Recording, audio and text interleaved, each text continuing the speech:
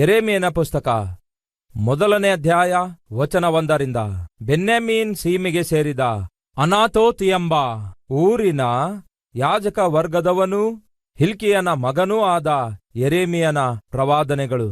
ಯೆರೆಮೀಯನ ಪುಸ್ತಕ ಯಾರು ಬರೆದಿದ್ದಾರೆ? ಯೆರೆಮೀಯನೇ ಬರೆದಿದ್ದಾನೆ. ಯಾವಾಗ ಬರೆದಿದ್ದಾನೆ? ಯೆರೆಮೀಯ ಕ್ರಿಸ್ತಪೂರ್ವ 627ರಿಂದ 580ರವರೆಗೂ ಪ್ರವಾದಿಯಾಗಿ, ಅಂದರೆ ಸುಮಾರು 40 ವರ್ಷಗಳವರೆಗೂ ಪ್ರವಾದಿಯಾಗಿ ಸೇವೆಯನ್ನು ಸಲ್ಲಿಸುತ್ತಾನೆ.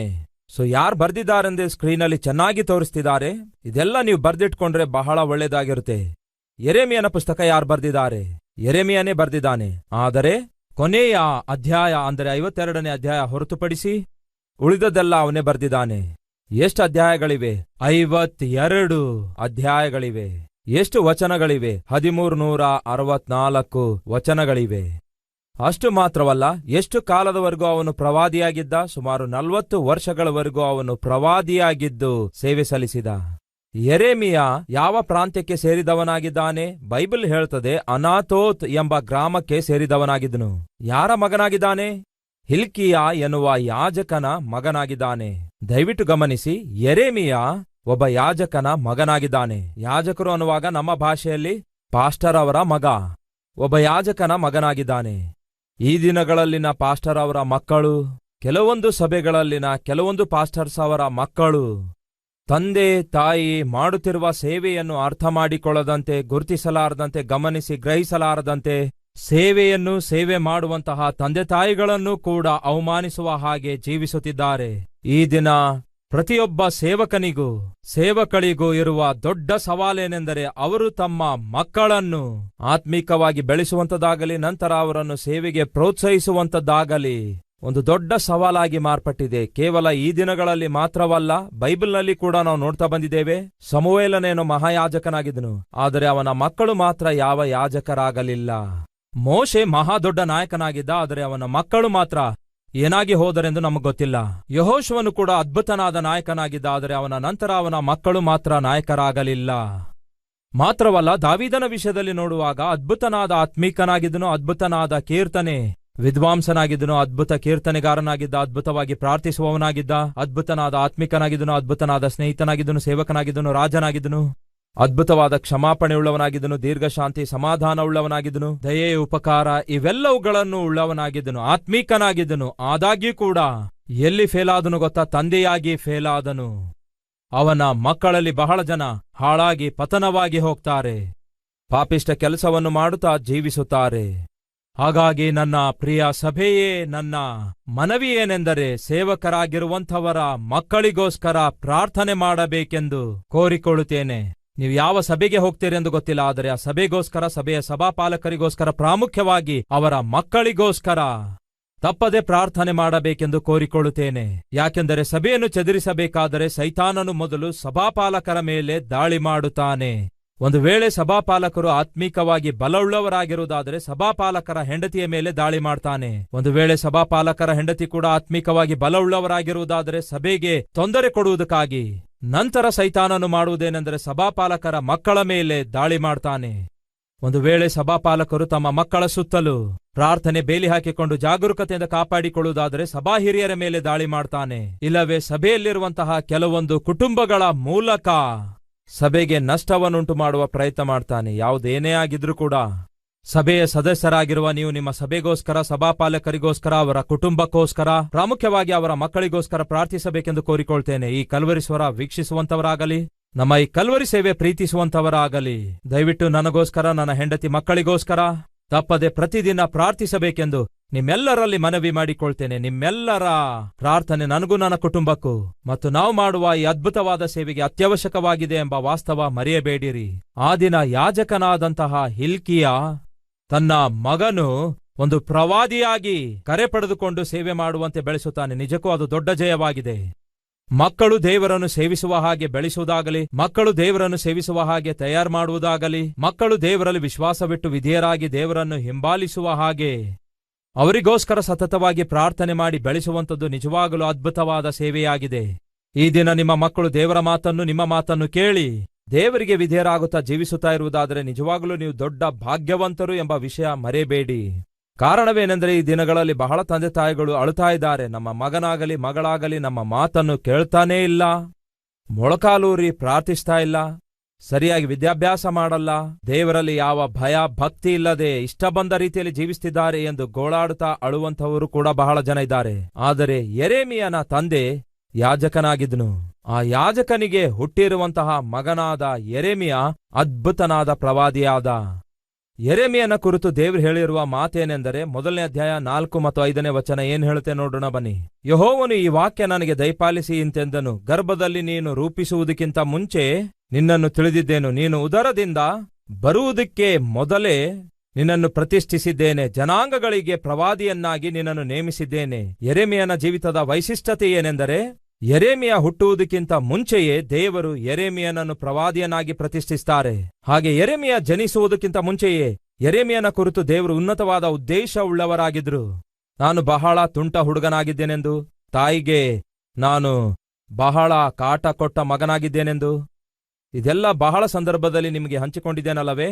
ಒಂದು ದಿನ ದೈವಸೇವಕರಾದ ಡಾಕ್ಟರ್ ಜಯಪಾಲ್ ಅವರು ನಮ್ಮ ಗ್ರಾಮದಲ್ಲಿ ವಾಕ್ಯ ಸಾರುತ್ತಾ, ಎಷ್ಟೇ ಹಾಳಾದವರನ್ನು ಯೇಸು ಬದಲಾಯಿಸಬಲ್ಲರು, ಮಾರ್ಪಡಿಸಬಲ್ಲರು ಎನ್ನುವಂತಹ ವಾಕ್ಯ ಸಾರ್ತಾ ಇದ್ರು. ಅದೇ ಸಮಯದಲ್ಲಿ ನನ್ನ ತಾಯಿ, ದೇವರು ಬೇರೆ ಯಾರನ್ನಾದ್ರೂ ಮಾರ್ಪಡಿಸಬಲ್ಲರು, ನಿನ್ನನ್ನು ಮಾತ್ರ ಮಾರ್ಪಡಿಸಲ್ಲ ಅನ್ನುವಷ್ಟರ ಮಟ್ಟಿಗೆ ನನ್ನ ಕುರಿತು ದುಃಖಪಡುವ ದಿನಗಳಲ್ಲಿ ನಾನು ಒಂದು ಸಾರಿ ಒಂದು ಮನೆಗೆ ಹೋಗಿ ಅಲ್ಲಿ ಇದ್ದ ಸಮಯದಲ್ಲಿ ಪವಿತ್ರಾತ್ಮ ದೇವರು ನನಗೆ ಪ್ರೇರೇಪಿಸಿ ಮೊಳಕಾಲೂರುವಂತೆ ಮಾಡಿದ್ರು.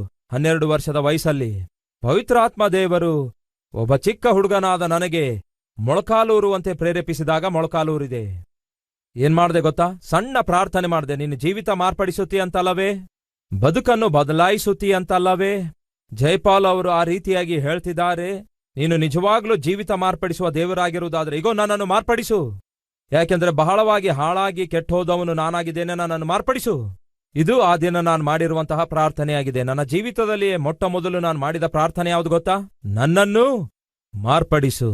ನಿಮ್ಮಲ್ಲಿ ಎಷ್ಟು ಜನ ಈ ಪ್ರಾರ್ಥನೆ ಮಾಡಿದ್ದೀರಿ? ದೇವರೇ ನನ್ನ ಜೀವಿತವನ್ನು ಮಾರ್ಪಡಿಸು ಎಂಬ ಪ್ರಾರ್ಥನೆ ಎಷ್ಟು ಜನ ಮಾಡಿದ್ದೀರಿ? ಒಂದು ವೇಳೆ ಇದುವರೆಗೂ ಆ ಪ್ರಾರ್ಥನೆ ಮಾಡದೇ ಇದ್ದರೆ ಈ ದಿನವೇ ಆ ಪ್ರಾರ್ಥನೆ ಮಾಡಿ. ಆ ದಿನ ಒಬ್ಬ ಚಿಕ್ಕ ಹುಡುಗನಾಗಿ, ದೇವರೇ ನೀನು ನಿಜವಾದ ದೇವರಾದರೆ ನನ್ನನ್ನು ಮಾರ್ಪಡಿಸು ಎಂದು ಪ್ರಾರ್ಥಿಸಿದೆ.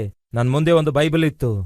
ಆ ಬೈಬಲ್ ಅನ್ನು ತಕೊಂಡೆ, ಅದನ್ನು ತೆರೆದೆ. ನನ್ನ ಜೀವಿತದಲ್ಲಿ ಮೊಟ್ಟ ಮೊದಲು ಸಾರಿ ಆ ಬೈಬಲ್ ತೆರೆದಾಗ ನಾನು ಕಾಣಿಸಿದ್ದೇನು ಗೊತ್ತಾ? ಇಗೋ ಇದೇ ವಾಕ್ಯ. ಯೆಹೋವನು ಈ ವಾಕ್ಯವನ್ನು ನನಗೆ ದಯಪಾಲಿಸಿ ಹೇಳಿದ್ದೇನೆಂದರೆ, ನಾನು ನಿನ್ನನ್ನು ಗರ್ಭದಲ್ಲಿ ರೂಪಿಸುವುದಕ್ಕಿಂತ ಮುಂಚೆ ನಿನ್ನನ್ನು ತಿಳಿದಿದ್ದೇನು, ನೀನು ಉದರದಿಂದ ಬರುವುದಕ್ಕಿಂತ ಮೊದಲೇ ನಾನು ನಿನ್ನನ್ನು ಪ್ರತಿಷ್ಠಿಸಿದ್ದೇನೆ, ಜನಾಂಗಗಳಿಗೆ ನಿನ್ನನ್ನು ಪ್ರವಾದಿಯನ್ನಾಗಿ ನೇಮಿಸಿದ್ದೇನೆ. ನನ್ನ ಜೀವಿತದಲ್ಲಿಯೇ ಮೊಟ್ಟ ಮೊದಲು ಸಾರಿ ಪರಿಶುದ್ಧ ಸತ್ಯವೇದವನ್ನು ತೆರೆದಾಗ ಪರಿಶುದ್ಧಾತ್ಮ ದೇವರು ನನ್ನೊಂದಿಗೆ ಮಾತಾಡಿರುವ ಮೊಟ್ಟ ಮೊದಲ ಮಾತು, ನಿನ್ನನ್ನು ನಾನು ಜನಾಂಗಗಳಿಗೆ ಪ್ರವಾದಿಯನ್ನಾಗಿ ನೇಮಿಸಿದ್ದೇನೆ ಅನ್ನುವಂಥದ್ದಾಗಿದೆ. ಆ ದಿನ ದೇವರು ಆ ಮಾತು ಕೊಟ್ಟರು. ಈ ದಿನ ಇಗೋ ಹೀಗೆ ಆತನು ತನ್ನ ಮಾತನ್ನು ನೆರವೇರಿಸುತ್ತಾ ನನ್ನನ್ನು ನಿಲ್ಲಿಸಿದ್ದಾರೆ. ದೇವರಿಗೆ ಮಹಿಮೆಯುಂಟಾಗಲಿ. ಪ್ರಿಯ ಸಹೋದರ ಸಹೋದರಿಯರೇ, ದೇವರು ಮಾತು ಕೊಡ್ತಾರೆ. ಮಾತು ಕೊಡುವುದು ಮಾತ್ರವಲ್ಲ, ಕೊಟ್ಟ ಮಾತನ್ನು ನೆರವೇರಿಸುತ್ತಾರೆ. ಯೆರೆಮೀಯ ತಾಯಿ ಗರ್ಭದಲ್ಲಿ ಪಿಂಡವಾಗಿ ರೂಪಿಸುವ ಮುಂಚೆಯೇ ದೇವರು ಯೆರೆಮೀಯನನ್ನು ಪ್ರತ್ಯೇಕಿಸಿ ಪ್ರತಿಷ್ಠಿಸುತ್ತಾರೆ, ಜನಾಂಗಗಳಿಗೆ ಪ್ರವಾದಿಯನ್ನಾಗಿ ನೇಮಿಸುತ್ತಾರೆ. ಅದ್ಭುತ! ದೇವರು ಅಷ್ಟೊಂದು ಉನ್ನತವಾದ ಆಲೋಚನೆಯುಳ್ಳವರಾಗಿ ಯೆರೆಮೀಯನಿಗೆ ಜನ್ಮವನ್ನು ಜೀವಿತವನ್ನು ಅನುಗ್ರಹಿಸಿದರೆ, ಯೌವನ ಪ್ರಾಯಕ್ಕೆ ಬಂದಾಗ ಇಷ್ಟ ಬಂದ ರೀತಿಯಲ್ಲಿ ವರ್ತಿಸಿದನು ಎಂದು ಭಾವಿಸುತ್ತೀರಾ? ಇಷ್ಟಾನುಸಾರವಾಗಿ ಜೀವಿಸಿದನೆಂದು ಭಾವಿಸುತ್ತೀರಾ? ಇಲ್ಲ ಪ್ರಿಯರೇ. ಯೆರೆಮೀಯ ತನ್ನ ಸೇವೆಯನ್ನು 20 ವರ್ಷದ ವಯಸ್ಸಿನಲ್ಲಿಯೇ ಪ್ರಾರಂಭಿಸಿದನು ಎನ್ನುವಂಥದ್ದು ಬೈಬಲ್ ಪಂಡಿತರ ಅಭಿಪ್ರಾಯವಾಗಿದೆ. ಅಂದರೆ ಯೌವನ ಪ್ರಾಯದಲ್ಲಿಯೇ ಯೆರೆಮೀಯ ತನ್ನ ಜೀವಿತವನ್ನು ಸೇವೆಗೋಸ್ಕರ ಸಂಪೂರ್ಣವಾಗಿ ಸಮರ್ಪಿಸಿಕೊಂಡ. ಸತೀಶ್ ಕುಮಾರ್ ಆದ ನನಗೆ ಸರಿಯಾಗಿ ಇನ್ನೂ 50 ವರ್ಷ ಇಲ್ಲ. ಆದರೆ ಈ ದಿನ ಇಷ್ಟೊಂದು ದೊಡ್ಡ ಸೇವೆ ಸಭೆಯನ್ನು ನೋಡಿದಾಗ ಬಹಳ ಜನ ಅಂದ್ಕೊಳ್ತಾರೆ, ಸಡನ್ ಆಗಿ ಈ ಸೇವೆ ಬೆಳೆದು ಬಂತು ಎಂದು ಬಹಳ ಜನ ಅಂದ್ಕೊಳ್ತಾರೆ. ಆದರೆ ಹಾಗಲ್ಲ ಪ್ರಿಯರೇ. 12 ವರ್ಷದ ವಯಸ್ಸಿನಲ್ಲಿಯೇ ಕರ್ತನನ್ನು ಸ್ವಂತ ರಕ್ಷಕನಾಗಿ ಅಂಗೀಕರಿಸಿದೆ. 18 ವರ್ಷದ ವಯಸ್ಸಿನಲ್ಲಿ ದೇವರ ವಾಕ್ಯ ಸಾರುವುದಕ್ಕಾಗಿ ಆರಂಭಿಸಿದೆ. ಅಂದರೆ ಸುಮಾರು 37 ವರ್ಷಗಳಿಂದ ಕರ್ತನೊಂದಿಗೆ ನಡೆಯುತ್ತಿದ್ದೇನೆ. ಸುಮಾರು 32 ವರ್ಷಗಳಿಂದ ದೇವರ ವಾಕ್ಯ ಸಾರುವ ಸೇವೆ ಮಾಡುತ್ತಾ ಇದ್ದೇನೆ. ಕಲ್ವರಿ ಸೇವೆ ಪ್ರಾರಂಭಿಸಿ 30 ವರ್ಷಗಳಾಗಿವೆ. ನಿನ್ನೆ ಮೊನ್ನೆ ಪ್ರಾರಂಭಿಸಿರುವ ಸೇವೆ ಅಲ್ಲವೇ? ಅಲ್ಲ. ಈ ವರ್ಷ ದೇವರ ಚಿತ್ತ ಇರುವುದಾದರೆ ಬರುವಂತಹ ನವೆಂಬರ್ 11ನೇ ತಾರೀಕಿಗೆ 30 ವರ್ಷಗಳ ವಾರ್ಷಿಕೋತ್ಸವವನ್ನು ದೇವರ ಮಹಿಮೆಗೋಸ್ಕರ ನಾವು ಹಮ್ಮಿಕೊಳ್ಳಲಿದ್ದೇವೆ. ಕಲ್ವರಿ ಸೇವೆಯ 30 ವರ್ಷದ ವಾರ್ಷಿಕೋತ್ಸವ, 30 years ಆಫ್ ಆನಿವರ್ಸರಿ. ಅಂದರೆ ಈ ಸೇವೆಯ ಹಿಂದೆ 30 ವರ್ಷಗಳ ಒಂದು ಸೇವೆಯ ಜೀವಿತವಿದೆ. ಯೆರೆಮೀಯ ಹುಟ್ಟುವುದಕ್ಕಿಂತ ಮುಂಚೆ ದೇವರು ಆರಿಸಿಕೊಳ್ತಾರೆ. ಅಷ್ಟು ಮಾತ್ರವಲ್ಲ, ಯೌವನ ಪ್ರಾಯದಲ್ಲಿಯೇ ಯೆರೆಮೀಯ ತನ್ನ ಜೀವಿತವನ್ನು ದೇವರಿಗೆ ಸಂಪೂರ್ಣವಾಗಿ ಸಮರ್ಪಿಸಿಕೊಳ್ಳುತ್ತಾನೆ. ದಯವಿಟ್ಟು ಗಮನಿಸಿ, ಅರಸನಾದ ಸೌಲನನ್ನು ದೇವರು ಆರಿಸಿಕೊಂಡಾಗ ಅವನು ಕೂಡ ಯವನಸ್ಥನೇ ಆಗಿದ್ದನು. ಆರಿಸಿಕೊಂಡಾಗ ಒಳ್ಳೆಯವನಾಗಿದ್ದ, ಅನಂತರ ಕೆಟ್ಟು ಹೋದ.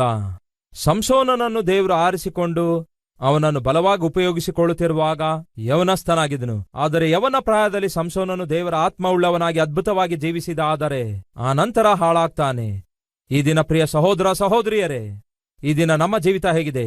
ದಾವೀದನು ಯವನಸ್ಥನಾಗಿ ದೇವರನ್ನು ಸೇವಿಸಿದ, ದಾನಿಯೇಲನು ಯವನಸ್ಥನಾಗಿ ದೇವರನ್ನು ಸೇವಿಸಿದ, ಯೋಸೇಫನು ಯವನಸ್ಥನಾಗಿ ದೇವರನ್ನು ಹೊಂದಿಕೊಂಡಿದ್ದ. ಈಗ ಯೆರೆಮೀಯ ಯವನಸ್ಥನಾಗಿ ದೇವರಿಗೆ ತನ್ನ ಜೀವಿತ ಒಪ್ಪಿಸಿಕೊಡ್ತಾನೆ. ಫಲಿತವಾಗಿ ಏನಾಯ್ತು? ಯೆರೆಮೀಯ ಅದ್ಭುತನಾದ ಪ್ರವಾದಿಯಾದ, ದಾನಿಯೇಲನು ಅದ್ಭುತನಾದಂತಹ ಒಬ್ಬ ಪ್ರವಾದಿಯಾದ. ದಾನಿಯೇಲನು ಕೂಡ ಪ್ರವಾದಿಯಾಗಿದ್ದ. ದಾವೀದನು ಅದ್ಭುತನಾದ ಅರಸನಾದ. ಯೋಸೇಫನು ದೇಶವನ್ನೇ ಪರಿಪಾಲಿಸಿದ ಪ್ರಧಾನಿಯಾದ. ಯವನ ಪ್ರಾಯದಲ್ಲಿ ದೇವರಿಗೆ ತಮ್ಮ ಜೀವಿತವನ್ನು ಸಮರ್ಪಿಸಿಕೊಟ್ಟಂತಹ ಅನೇಕರ ಜೀವಿತಗಳು ದೇವರು ಬಹಳವಾಗಿ ಆಶೀರ್ವದಿಸಿದರು. ಅಷ್ಟ್ಯಾಕೆ, ಪ್ರಪಂಚವನ್ನೇ ಪ್ರಭಾವ ಬೀರಿ ಸೇವೆ ಮಾಡಿರುವ ಸೇವಕರಲ್ಲಿ ನೀವು ಯಾರನ್ನಾದ್ರೂ ನೋಡಿ, ಬಿಲಿ ಗ್ರಾಮ್ ಅವರನ್ನು ನೋಡಿ, ಯೌವನ ಪ್ರಾಯದಲ್ಲಿ ತಮ್ಮ ಜೀವಿತವನ್ನು ದೇವರಿಗೆ ಅರ್ಪಿಸಿಕೊಡ್ತಾರೆ. ಬಿಲಿ ಗ್ರಾಮ್ ಅವರಂತಹ ದೊಡ್ಡ ಸುವಾರ್ತಿಕರು ನಮ್ಮ ಕಾಲದಲ್ಲಿ ಇನ್ಯಾರನ್ನು ನಾವು ಕಂಡಿಲ್ಲ. ಅಷ್ಟೊಂದು ದೇವರು ಅವರನ್ನು ಉಪಯೋಗಿಸಿಕೊಳ್ತಾರೆ. ಕಾರಣ ಗೊತ್ತಾ? ಯೌವನ ಪ್ರಾಯದಲ್ಲಿ ತಮ್ಮ ಜೀವಿತವನ್ನು ದೇವರಿಗೆ ಅರ್ಪಿಸಿಕೊಡ್ತಾರೆ. ವಿಲಿಯಂ ಕೇರಿ ಯೌವನ ಪ್ರಾಯದಲ್ಲಿ, ಜಾರ್ಜ್ ಮುಲ್ಲರ್ ಯೌವನ ಪ್ರಾಯದಲ್ಲಿ, ಚಾರ್ಲ್ಸ್ ಸ್ಪರ್ಜನ್ ಯೌವನ ಪ್ರಾಯದಲ್ಲಿ, ಡೇವಿಡ್ ಲಿವಿಂಗ್ಸ್ಟನ್ ಯೌವನ ಪ್ರಾಯದಲ್ಲಿ, ಹಡ್ಸನ್ ಟೇಲರ್ ಯೌವನ ಪ್ರಾಯದಲ್ಲಿ, ಇವರೆಲ್ಲರೂ ಕೂಡ ತಮ್ಮ 18ನೇ ವಯಸ್ಸಲ್ಲಿ, 19ನೇ ವಯಸ್ಸಲ್ಲಿ, 20ನೇ ವಯಸ್ಸಲ್ಲಿ, 21ನೇ ವಯಸ್ಸಿನಲ್ಲಿ, ಈ ವಯಸ್ಸಿನಲ್ಲಿ ಪ್ರಾಮುಖ್ಯವಾಗಿ 16ರಿಂದ 25 ವರ್ಷಗಳ ಮಧ್ಯದಲ್ಲಿ ಅವರು ತಮ್ಮ ಜೀವಿತವನ್ನು ದೇವರಿಗೆ ಅರ್ಪಿಸಿಕೊಟ್ರು. ಫಲಿತವಾಗಿ ದೇವರ ಕೈಯಲ್ಲಿ ಬಲವಾದ ಅಂಬುಗಳಂತೆ ಉಪಯೋಗಿಸಲ್ಪಟ್ರು. ಬೈಬಲ್ ಹೇಳ್ತದೆ, ಯೌವನ ಪ್ರಾಯದಲ್ಲಿ ದೇವರ ನೊಗ ಹೋರುವುದು ಒಳ್ಳೆಯದು. ತಮ್ಮ ತಂಗಿಯಂದರೆ ಕೇಳ್ತಿದ್ದೀರಾ? ನಿಮ್ಮ ಯೌವನ ಪ್ರಾಯವನ್ನು ಹಾಳು ಮಾಡಿಕೊಳ್ಳಬೇಡಿ. ನನ್ನ ಜೀವಿತದಲ್ಲಿ 17, 18, 19, 20, 21 ಈ ಯೌವನ ಪ್ರಾಯ ಏನಿದೆಯಲ್ಲವೇ, ಈ ಯೌವನ ಪ್ರಾಯವನ್ನು ದೇವರು ಬಹಳವಾಗಿ ಆಶೀರ್ವದಿಸಿದ್ರು. ಈ ಯೌವನ ಪ್ರಾಯದಲ್ಲಿ ದೇವರು ನನ್ನ ಜೀವಿತವನ್ನು ತನ್ನ ರೆಕ್ಕೆಯ ಕೆಳಗೆ ಕಾಯ್ದು ಕಾಪಾಡಿ ನಡೆಸಿದ್ರು. 17, 18, 19, 20, 21, 22 ಈ ವರ್ಷಗಳಲ್ಲಿ ದೇವರು ತನ್ನ ರೆಕ್ಕೆಯ ಕೆಳಗೆ ಮರೆಮಾಡುವುದು ಮಾತ್ರವಲ್ಲ, ಪ್ರತಿ ದಿನ ಕನಿಷ್ಠ 3 ಗಂಟೆಯಿಂದ 5 ಗಂಟೆಯವರೆಗೂ ಮೊಳಕಾಲೂರಿ ನಾನು ಬೈಬಲ್ ಓದುವಂತದಾಗಲಿ, ಪ್ರಾರ್ಥನೆ ಮಾಡುವುದಾಗಲಿ ಒಬ್ಬ ಸ್ಟೂಡೆಂಟ್ ಆಗಿ ದೇವರು ಆ ಕೃಪೆ ನಾನು ಕೊಟ್ರು. ಈ ದಿನ ಸತೀಶ್ ಕುಮಾರ್ ಅವರಿಗಿರುವ ಆತ್ಮೀಕತೆಗಿಂತಲೂ ಆ ದಿನ ಯಾವ ದಿನ? 17, 18, 19, 20, 21 ಈ ವರ್ಷದ ವಯಸ್ಸಲ್ಲಿ, ಆ ದಿನಗಳಲ್ಲಿ ದೇವರನ್ನು ಎಷ್ಟೊಂದು ನಾನು ದೇವರೊಂದಿಗೆ ಕಾಲ ಕಳೀತಾ ಇದ್ದೆ. ಕಾರಣ ಬೇರೆ ಯಾವ ಸೇವೆ ಇರಲಿಲ್ಲ, ಬರೀ ಪ್ರಾರ್ಥಿಸೋದಷ್ಟೇ. ಸುತ್ತಾಡೋದೇನು ಗೊತ್ತಿರಲಿಲ್ಲ. ಮನೆಯಿಂದ ದುಡ್ಡು ಕಳಿಸ್ತಾ ಇದ್ರು, ಚೆನ್ನಾಗಿ ಕಾಲೇಜ್ ಫೀಸ್ ಕಟ್ತಾ ಇದ್ದೆ, ಮೆಸ್ ಫೀಸ್ ಕೂಡ ಕಟ್ತಾ ಇದ್ದೆ. ಬಿಡುವಿರುವ ಸಮಯದಲ್ಲಿ ಸುಮ್ಮನೆ ಸುತ್ತಾಡುವುದರ ಬದಲಿಗೆ ದೇವರ ಸನ್ನಿಧಿಯನ್ನು ಅನುಭವಿಸುತ್ತಾ ಜೀವಿಸಿದೆ. ಅಂತ ಕೃಪೆ ದೇವರು ನನಗೆ ಕೊಟ್ಟರು. ತಮ್ಮ ತಂಗಿಯಂದರೆ, ಯೌವನ ಪ್ರಾಯ ಹಾಳು ಮಾಡಿಕೊಳ್ಳಬೇಡಿ. ಯೆರೆಮೀಯ ಯೌವನ ಪ್ರಾಯದಲ್ಲಿ ತನ್ನ ಜೀವಿತವನ್ನು ದೇವರಿಗೆ ಸೇವೆಗೋಸ್ಕರ ಅರ್ಪಿಸಿಕೊಡುತ್ತಾನೆ. ಯೆರೆಮೀಯ ಮತ್ತೊಂದು ಹೆಸರಿದೆ, ಅದೇನೆಂದರೆ ಕಣ್ಣೀರಿನ ಪ್ರವಾದಿ ಎಂಬ ಹೆಸರಿದೆ. ಯೆರೆಮೀಯನಿಗೆ ಕಣ್ಣೀರಿನ ಪ್ರವಾದಿ ಎಂಬ ಹೆಸರಿದೆ. ಕಾರಣವೇನೆಂದರೆ 40 ವರ್ಷಗಳ ಅವನ ಸೇವೆಯ ಕಾಲದಲ್ಲಿ ಎಷ್ಟೋ ಅಡ್ಡಭ್ಯಾಂತರ ಎದುರಿಸ್ತಾನೆ, ಎಷ್ಟೋ ಅವಮಾನ ಎದುರಿಸ್ತಾನೆ, ಎಷ್ಟೋ ಅಭ್ಯಾಂತರ ಎದುರಿಸ್ತಾನೆ, ಎಷ್ಟೋ ಅಪಾಯ ಎದುರಿಸ್ತಾನೆ. ಜಾಗ್ರತೆಯಿಂದ ಪರಿಶೀಲಿಸಿ ನೋಡಿದರೆ ಯೆರೆಮೀಯ ಪ್ರಕಟಿಸಿರುವ ಪ್ರತಿ ಸಾರಿ ಸಂಕಟಗಳು ಎದುರಾಗ್ತಾ ಇದ್ವು. ಬೇಗನೆ ನಾನು ಯೆರೆಮೀಯನ ಜೀವಿತದ ಕುರಿತಾಗಿ ಕೆಲವೊಂದು ವಿಷಯ ಹಂಚಿಕೊಳ್ತೇನೆ. ಗಮನ ಕೊಟ್ಟು ನನ್ನೊಂದಿಗೆ ಫಾಲೋ ಆಗ್ಬೇಕೆಂದು ಕೇಳ್ತೇನೆ. ಮೊದಲನೇದಾಗಿ 20 ವರ್ಷ ವಯಸ್ಸಲ್ಲಿ ಸೇವೆ ಆರಂಭಿಸುತ್ತಾನೆ. ಆದರೆ ಯೆರೆಮೀಯ ಮದುವೆ ಮಾಡಿಕೊಳ್ಳಲಿಲ್ಲ. Jeremiah is not married, he is a bachelor. ಅವನು ಮದುವೆ ಮಾಡಿಕೊಳ್ಳಲಾರದೆಯೇ ಸೇವೆಯನ್ನು ಸಲ್ಲಿಸುತ್ತಾನೆ. ಎಷ್ಟೇ ಪ್ರವಾದಿಸಿದರೂ ಕೂಡ ಯಾರೊಬ್ಬರು ಕೂಡ ಅವನು ಪ್ರವಾದಿಸಿರುವ ಪ್ರವಾದನೆಯನ್ನು ಕೇಳಿದರೂ ಕೂಡ ವಿಶ್ವಾಸ ತೋರಿಸಲಿಲ್ಲ, ವಿಧೇಯರೂ ಆಗಲಿಲ್ಲ. 7ನೇ ಅಧ್ಯಾಯ 27ನೇ ವಚನ ನಿಮಗೋಸ್ಕರ ಓದುತ್ತೇನೆ. ಏನ್ ಹೇಳುತ್ತೆ ಕೇಳಿ. ನೀನು ಈ ಮಾತುಗಳನ್ನೆಲ್ಲ ಹೇಳುವಾಗ ಅವರು ಈ ನಿನ್ನ ಮಾತನ್ನು ಅಂಗೀಕರಿಸೋದಿಲ್ಲ, ನೀನು ಅವರನ್ನು ಕರೆಯುವಾಗ ಅವರು ನಿನಗೆ ಉತ್ತರ ಕೊಡುವುದಿಲ್ಲ. ಏನಂತೆ? ದೇವರೇ ಹೇಳ್ತಿದ್ದಾರೆ, ಯೆರೆಮೀಯ, ನೀನು ಎಷ್ಟೇ ಪ್ರವಾದಿಸಿದ್ರೂ ಅವರು ನಿನ್ನ ಮಾತು ಕೇಳೋದಿಲ್ಲಯ್ಯ. ಅಷ್ಟೇ ಅಲ್ಲ, 17ನೇ ಅಧ್ಯಾಯ 23ನೇ ವಚನ, ಮತ್ತೊಂದು ರೆಫರೆನ್ಸ್ ತೋರಿಸ್ತೇನೆ. 17ನೇ ಅಧ್ಯಾಯ 23ನೇ ವಚನ, ಅವರಾದರೋ ಕಿವಿಗೊಟ್ಟು ಕೇಳಲಿಲ್ಲ. ಅಗೋ ನೋಡಿ, ಅವರಾದರೋ ಕಿವಿಗೊಟ್ಟು ಕೇಳಲಿಲ್ಲ. 19ನೇ ವಚನ ನೋಡಿ, ಯೆಹೋವನು ನನಗೆ ಇಂತೆಂದನು, ನೀನು ಹೊರಟು ಯೆಹೂದದ ಅರಸರು ಹೋಗಿ ಬರುವ ಸಾಮಾನ್ಯ ಜನರ ಬಾಗಿಲಿನಲ್ಲಿಯೂ ಯೆರೂಸಲೇಮಿನ ಎಲ್ಲಾ ಬಾಗಿಲುಗಳಲ್ಲಿಯೂ ನಿಂತುಕೊಂಡು ಅವರಿಗೆ ಹೀಗೆ ಸಾರು.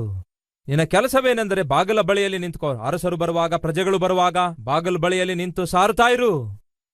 ಯೆಹೂದ ದೇಶದ ಅರಸರೇ, ಯೆಹೂದ್ಯರೇ, ಯೆರೂಸಲೇಮಿನ ನಿವಾಸಿಗಳೇ, ಈ ಬಾಗಿಲಿನಿಂದ ಪ್ರವೇಶಿಸುವ ಸಮಸ್ತ ಪ್ರಜೆಗಳೇ, ಯೆಹೋವನ ಮಾತನ್ನು ಕೇಳಿ. ಯೆಹೋವನು ಇಂತೆನ್ನುತ್ತಾನೆ, ಮನ ಮುಟ್ಟಿ ಗಮನಿಸಿರಿ. ಸಬ್ಬತ್ ದಿನದಲ್ಲಿ ಯಾವ ಹೊರೆಯನ್ನು ಹೊರಬೇಡಿರಿ, ಯೆರೂಸಲೇಮಿನ ಬಾಗಿಲುಗಳಲ್ಲಿ ತರಲೇಬೇಡಿರಿ. ಸಬ್ಬತ್ ದಿನದಲ್ಲಿ ನಿಮ್ಮ ಮನೆಗಳಿಂದ ಯಾವ ಹೊರೆಯನ್ನು ಈಚೆಗೆ ತೆಗೆದುಕೊಂಡು ಬರಬೇಡಿರಿ. ಯಾವ ಕೆಲಸವನ್ನು ಮಾಡದಿರಿ. ಸಬ್ಬತ್ ದಿನವನ್ನು ನನ್ನ ದಿನವೆಂದು ಆಚರಿಸಿರಿ. ನಿಮ್ಮ ಪಿತೃಗಳಿಗೆ ನಾನು ಹೀಗೆ ಆಜ್ಞಾಪಿಸಿದ್ದೇನಲ್ಲ.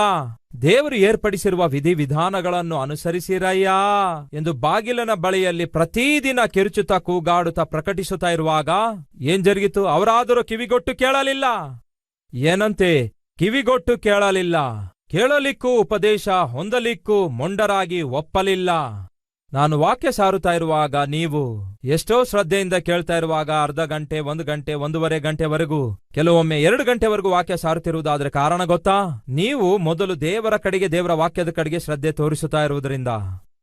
ಹಾಗಾಗಿ ದೀನ ಸೇವಕನು ಸಾರುವ ವಾಕ್ಯವನ್ನು ಶ್ರದ್ಧೆಯಿಂದ ಕೇಳುವಂತಹ ನಿಮ್ಮೆಲ್ಲರಿಗೂ ಕೂಡ ನಾನು ಋಣಸ್ಥನಾಗಿದ್ದೇನೆ. ನಿಮ್ಮೆಲ್ಲರಿಗೂ ನನ್ನ ಹೃದಯಾಂತರಾಳದಿಂದ ಧನ್ಯವಾದಗಳು. ನೀವು ಕೇಳದೇ ಇದ್ದರೆ ನನ್ನಂತಹ ಸೇವಕರು ವಾಕ್ಯ ಸಾರುವುದು ಬಹಳ ಕಷ್ಟ.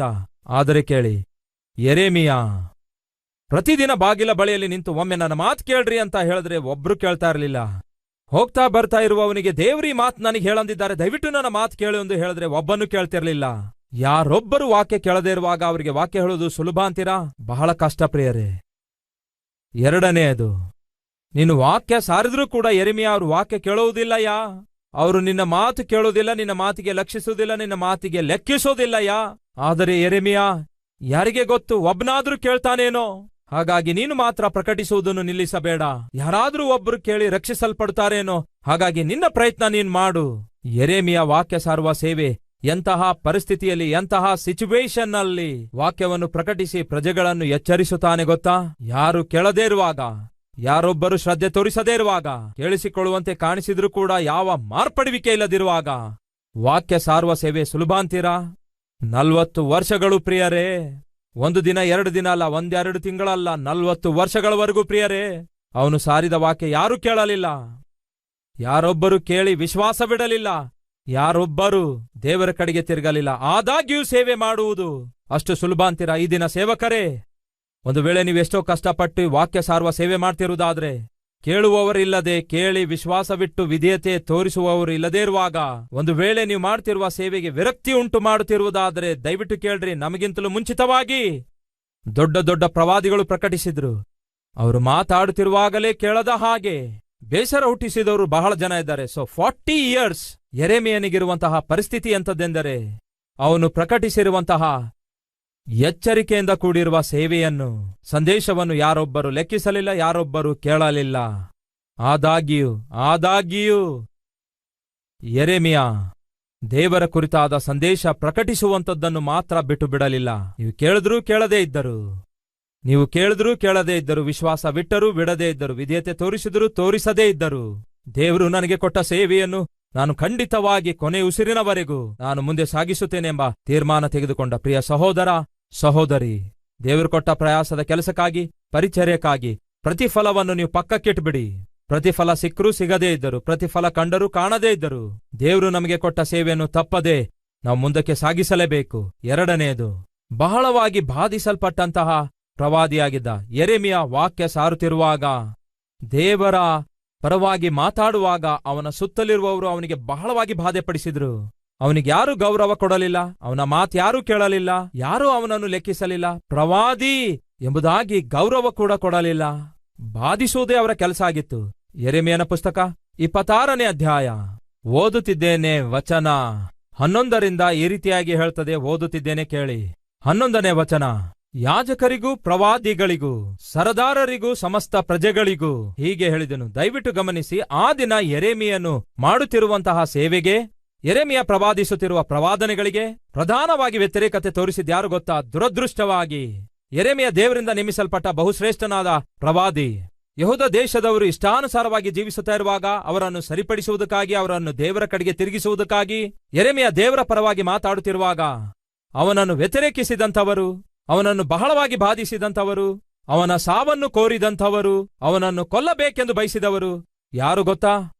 ಆ ದಿನದಲ್ಲಿ ಇದ್ದಂತಹ ದೇವರ ಪರವಾಗಿ ಸೇವೆ ಸಲ್ಲಿಸುತ್ತಿರುವ ಯಾಜಕರು. ಘೋರವಲ್ಲವೋ? ದೇವರ ಯಾಜಕರೇ ಆಗಿದ್ರು. ಎರಡನೆಯದು, ನಾವೂ ಪ್ರವಾದಿಗಳಾಗಿದ್ದೇವೆ ಎಂದು ಹೇಳಿಕೊಂಡ ಪ್ರವಾದಿಗಳೇ ಯೆರೆಮೀಯನಿಗೆ ವ್ಯತಿರೇಕವಾಗಿ ತಯಾರಾದ್ರು. ಈ ದಿನಗಳಲ್ಲಿ ದೇವರಿಗೋಸ್ಕರ ಪ್ರಯಾಸಪಟ್ಟು ನಶಿಸುವ ಆತ್ಮಗಳನ್ನು ರಕ್ಷಣೆಗೆ ನಡೆಸಬೇಕು. ಬದುಕಿರುವ ಕಾಲವೆಲ್ಲ ದೇವರಿಗೆ ಮಹಿಮೆ ಪಡಿಸುತ್ತಾ ಸೇವೆ ಮಾಡುವ ಸೇವಕರು ಯಾರಿದ್ರೂ ಕೂಡ ಅಂತಹ ಸೇವಕರನ್ನು ವ್ಯತಿರೇಕಿಸುವವರು ತಪ್ಪದೇ ಇರ್ತಾರೆ. ಅಂತಹ ಸೇವಕರನ್ನು ಬೈದು ವಿಮರ್ಶಿಸುವಂತವರು ಖಂಡಿತವಾಗಿ ಇದ್ದೇ ಇರುತ್ತಾರೆ. ಯಾಕೆಂದರೆ ತಾಯಿ ಗರ್ಭದಲ್ಲಿ ರೂಪಿಸುವುದಕ್ಕಿಂತ ಮುಂಚೆಯೇ ಆರಿಸಿಕೊಂಡ ಯೆರೆಮೀಯನನ್ನು ಯಾರು ವ್ಯತಿರೇಕಿಸುತ್ತಾರೆ ಗೊತ್ತಾ? ಸೇವಕರೇ ವ್ಯತಿರೇಕಿಸುತ್ತಾರೆ. ಯಾರು ಅವನನ್ನು ದ್ವೇಷಿಸುತ್ತಾರೆ ಗೊತ್ತಾ? ಸೇವಕರೇ ದ್ವೇಷಿಸುತ್ತಾರೆ. ಯಾರು ಈ ಸೇವಕರು ಗೊತ್ತಾ? ದೇವರ ಆಲಯದಲ್ಲಿ ಸೇವೆ ಸಲ್ಲಿಸುವಂತಹ ಯಾಜಕರಾಗಿದ್ರು. ಯಾರು ವ್ಯತಿರೇಕಿಸುತ್ತಾರೆ ಗೊತ್ತಾ? ನಾವು ಪ್ರವಾದಿಗಳಾಗಿದ್ದೇವೆ ಎಂದು ಹೇಳಿಕೊಂಡವರೇ ವ್ಯತಿರೇಕಿಸುತ್ತಾರೆ. ನೋಡೋಣ ಬನ್ನಿ. 11ನೇ ವಚನ. ಯಾಜಕರಿಗೂ ಪ್ರವಾದಿಗಳಿಗೂ ಸರದಾರರಿಗೂ ಸಮಸ್ತ ಪ್ರಜೆಗಳಿಗೂ ಹೀಗೆ ಹೇಳಿದೆನು.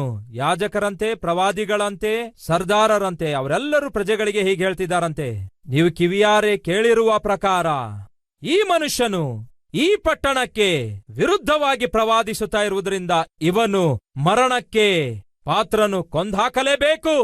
ಇದು ಅವರ ಸಂದೇಶ. ಯೆರೆಮೀಯ ಸಾಯಲೇಬೇಕು ಎಂದು ಆಶಿಸಿದ್ದು ಯಾರು ಗೊತ್ತಾ ನಿಮಗೆ? ಸೇವಕರೇ. ಎರಡನೆಯದು ಪ್ರವಾದಿಗಳು. ಮೂರನೇದು ಅಲ್ಲಿರುವಂತಹ ಹಿರಿಯರು. ಇದು ಘೋರವಲ್ಲವೋ? ಯಶ್. ವಾಕ್ಯಾನುಸಾರವಾಗಿ ಜೀವಿಸುತ್ತಾ ವಾಕ್ಯಾನುಸಾರವಾಗಿ ಬೋಧಿಸುವಂಥವರಿಗೆ ಪ್ರೀತಿಸುವಂಥವರು ಹೇಗಿರುತ್ತಾರೋ ಹಾಗೆಯೇ ಅವರನ್ನು ದ್ವೇಷಿಸುವಂಥವರು ಸಾಧಾರಣವಾಗಿರ್ತಾರೆ. ಇದು ಸೇವೆ ಮಾಡುವಂತಹ, ಅಂದರೆ ನೀತಿಯಿಂದ ಯಥಾರ್ಥತೆಯಿಂದ ಸೇವೆ ಮಾಡುವಂತಹ ಸೇವಕರಲ್ಲಿ ಸಾಧಾರಣವಾಗಿ ಕಾಣಿಸುವಂತಹ ದೃಶ್ಯವಾಗಿದೆ. ಹಾಗಾಗಿ ಸೇವಕರೇ, ನಿಮ್ಮನ್ನು ಯಾರೇ ಆಗಲಿ ನಿರ್ದಾಕ್ಷಣ್ಯವಾಗಿ ನಿಷ್ಕಾರಣವಾಗಿ ದ್ವೇಷಿಸಿ ದೂಷಿಸಿದರೂ ಕೂಡ, ನಿಮ್ಮ ಸಾವನ್ನು ಕೋರಿಕೊಂಡು ನಿಮಗೆ ನಷ್ಟ ಉಂಟು ಮಾಡಲು ಬಯಸಿದ್ರೂ ಕೂಡ ಅದೇನೋ ವಿಶೇಷವೆಂದು ಭಾವಿಸಬೇಡಿ. ಯಾಕೆಂದರೆ ಅದು ಸಾಧಾರಣ, ಅದು ಸಹಜ. ಪ್ರಿಯ ಸಹೋದರ ಸಹೋದರಿಯರೇ, ಯೆರೆಮೀಯನ ಜೀವಿತ ಏನ್ ಸೂಚಿಸುತ್ತದೆ ಗೊತ್ತಾ?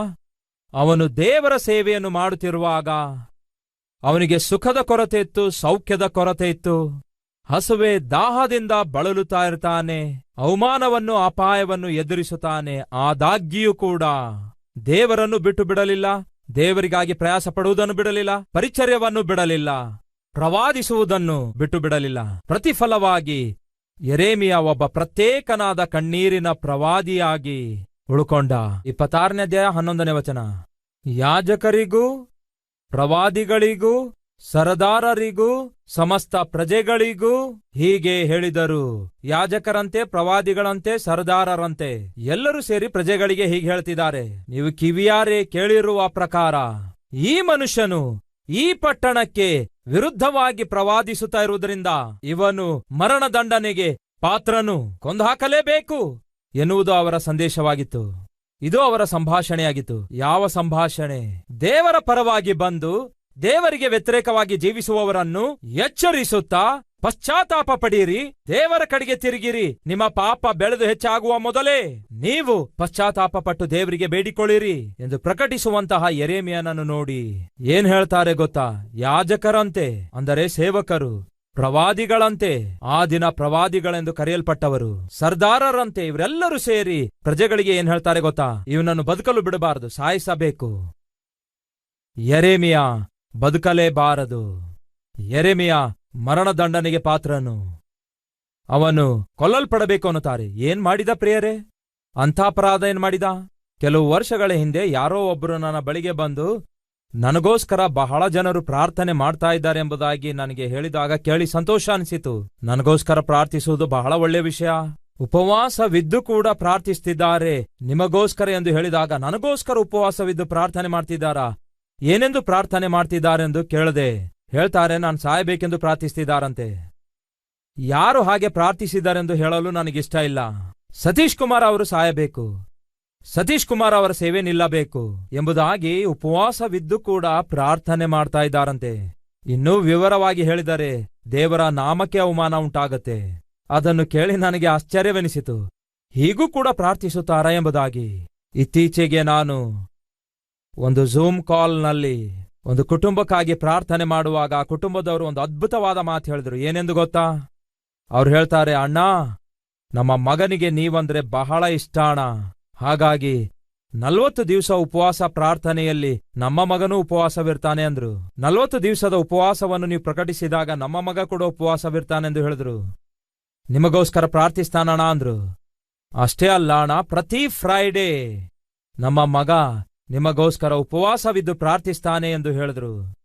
ನೀವು ನಿಮ್ಮ ಕುಟುಂಬ ನೀವು ಮಾಡುವ ಸೇವೆ ಅಭಿವೃದ್ಧಿಯಾಗಬೇಕೆಂದು ನಮ್ಮ ಮಗ ನಿಮಗಾಗಿ ಉಪವಾಸವಿದ್ದು ಪ್ರಾರ್ಥನೆ ಮಾಡ್ತಾನಣ ಎಂದು ಹೇಳ್ತಾ ಇರುವಾಗ ಕೇಳಿ ನನಗೆ ಬಹಳ ಸಂತೋಷವಾಯಿತು. ಅವರ ಮಗನ ವಯಸ್ಸು ಸರಿಯಾಗಿ 10 ವರ್ಷ ಕೂಡ ಇರಲ್ಲ ಪ್ರಿಯರೇ, 9 ವರ್ಷ ವಯಸ್ಸುಳ್ಳವನಾಗಿದ್ನು.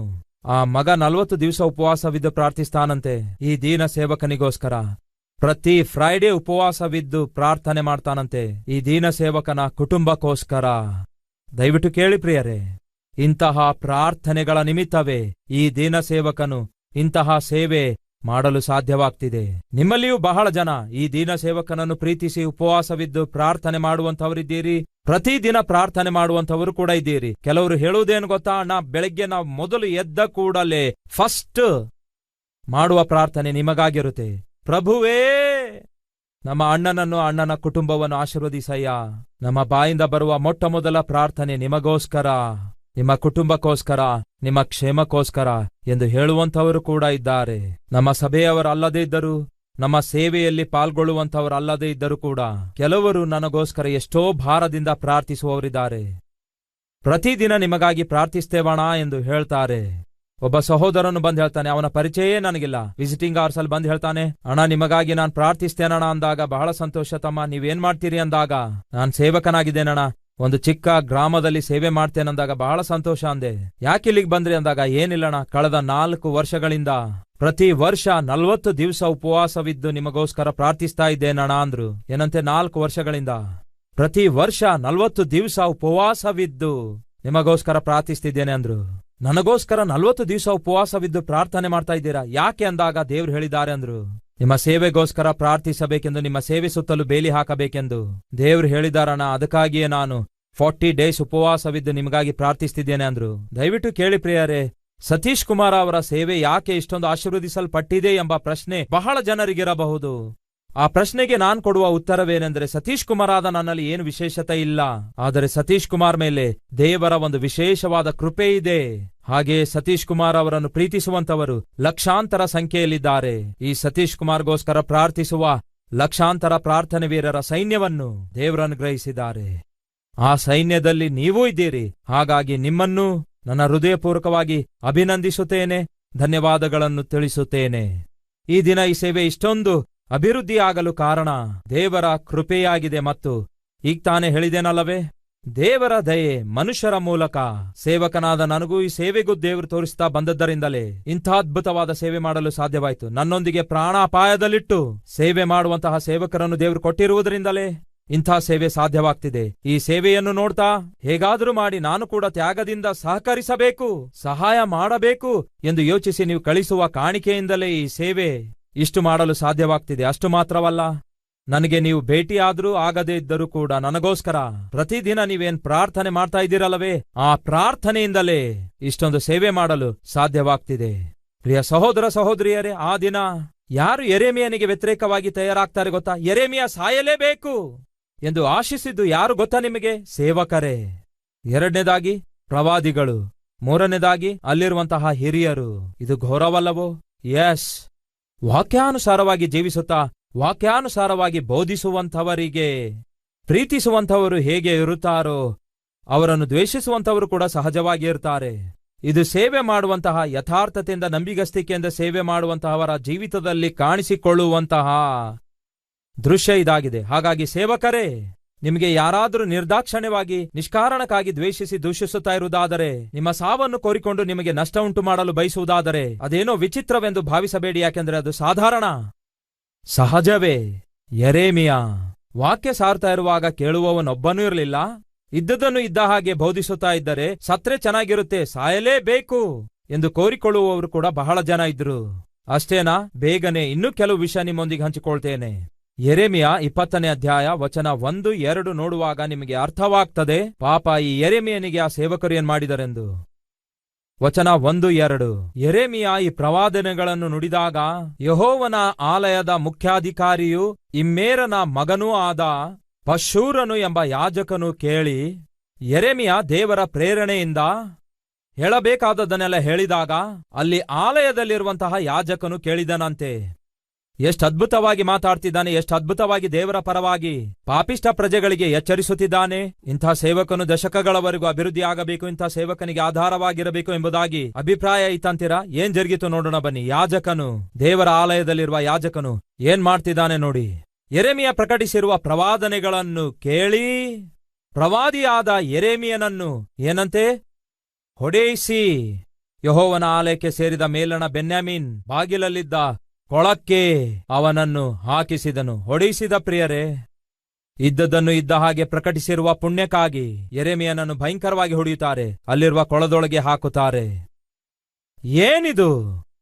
ನಾನ್ ಮಾಡ್ತಿರೋ ತಪ್ಪೇನು? ಇದ್ದದ್ದನ್ನು ಇದ್ದ ಹಾಗೆ ವಾಕ್ಯವನ್ನು ಬೋಧಿಸುತ್ತಾ ಇದ್ದರೆ ಅನೇಕರು ಬದಲಾಗಿ ರಕ್ಷಣೆ ಹೊಂದಬೇಕು ಎಂದು ನಾನು ಪ್ರಯಾಸ ಪಡ್ತಾ ಇದ್ರೆ ಇದೇನು ವ್ಯತಿರೇಕತೆ? ವ್ಯತಿರೇಕತೆ ಇದೆ, ವ್ಯತಿರೇಕತೆ ಇರುತ್ತದೆ, ವ್ಯತಿರೇಕತೆ ಬರುತ್ತದೆ. ಯಾಕೆಂದರೆ ಅದು ಮೊದಲಿನಿಂದಲೇ ಇದ್ದಂಥದ್ದಾಗಿದೆ ಪ್ರಿಯರೇ. ಆ ನಂತರ ಏನ್ ಜರುಗಿತು ನೋಡೋಣ ಬನ್ನಿ. 37ನೇ ಅಧ್ಯಾಯ 21ನೆಯ ವಚನ.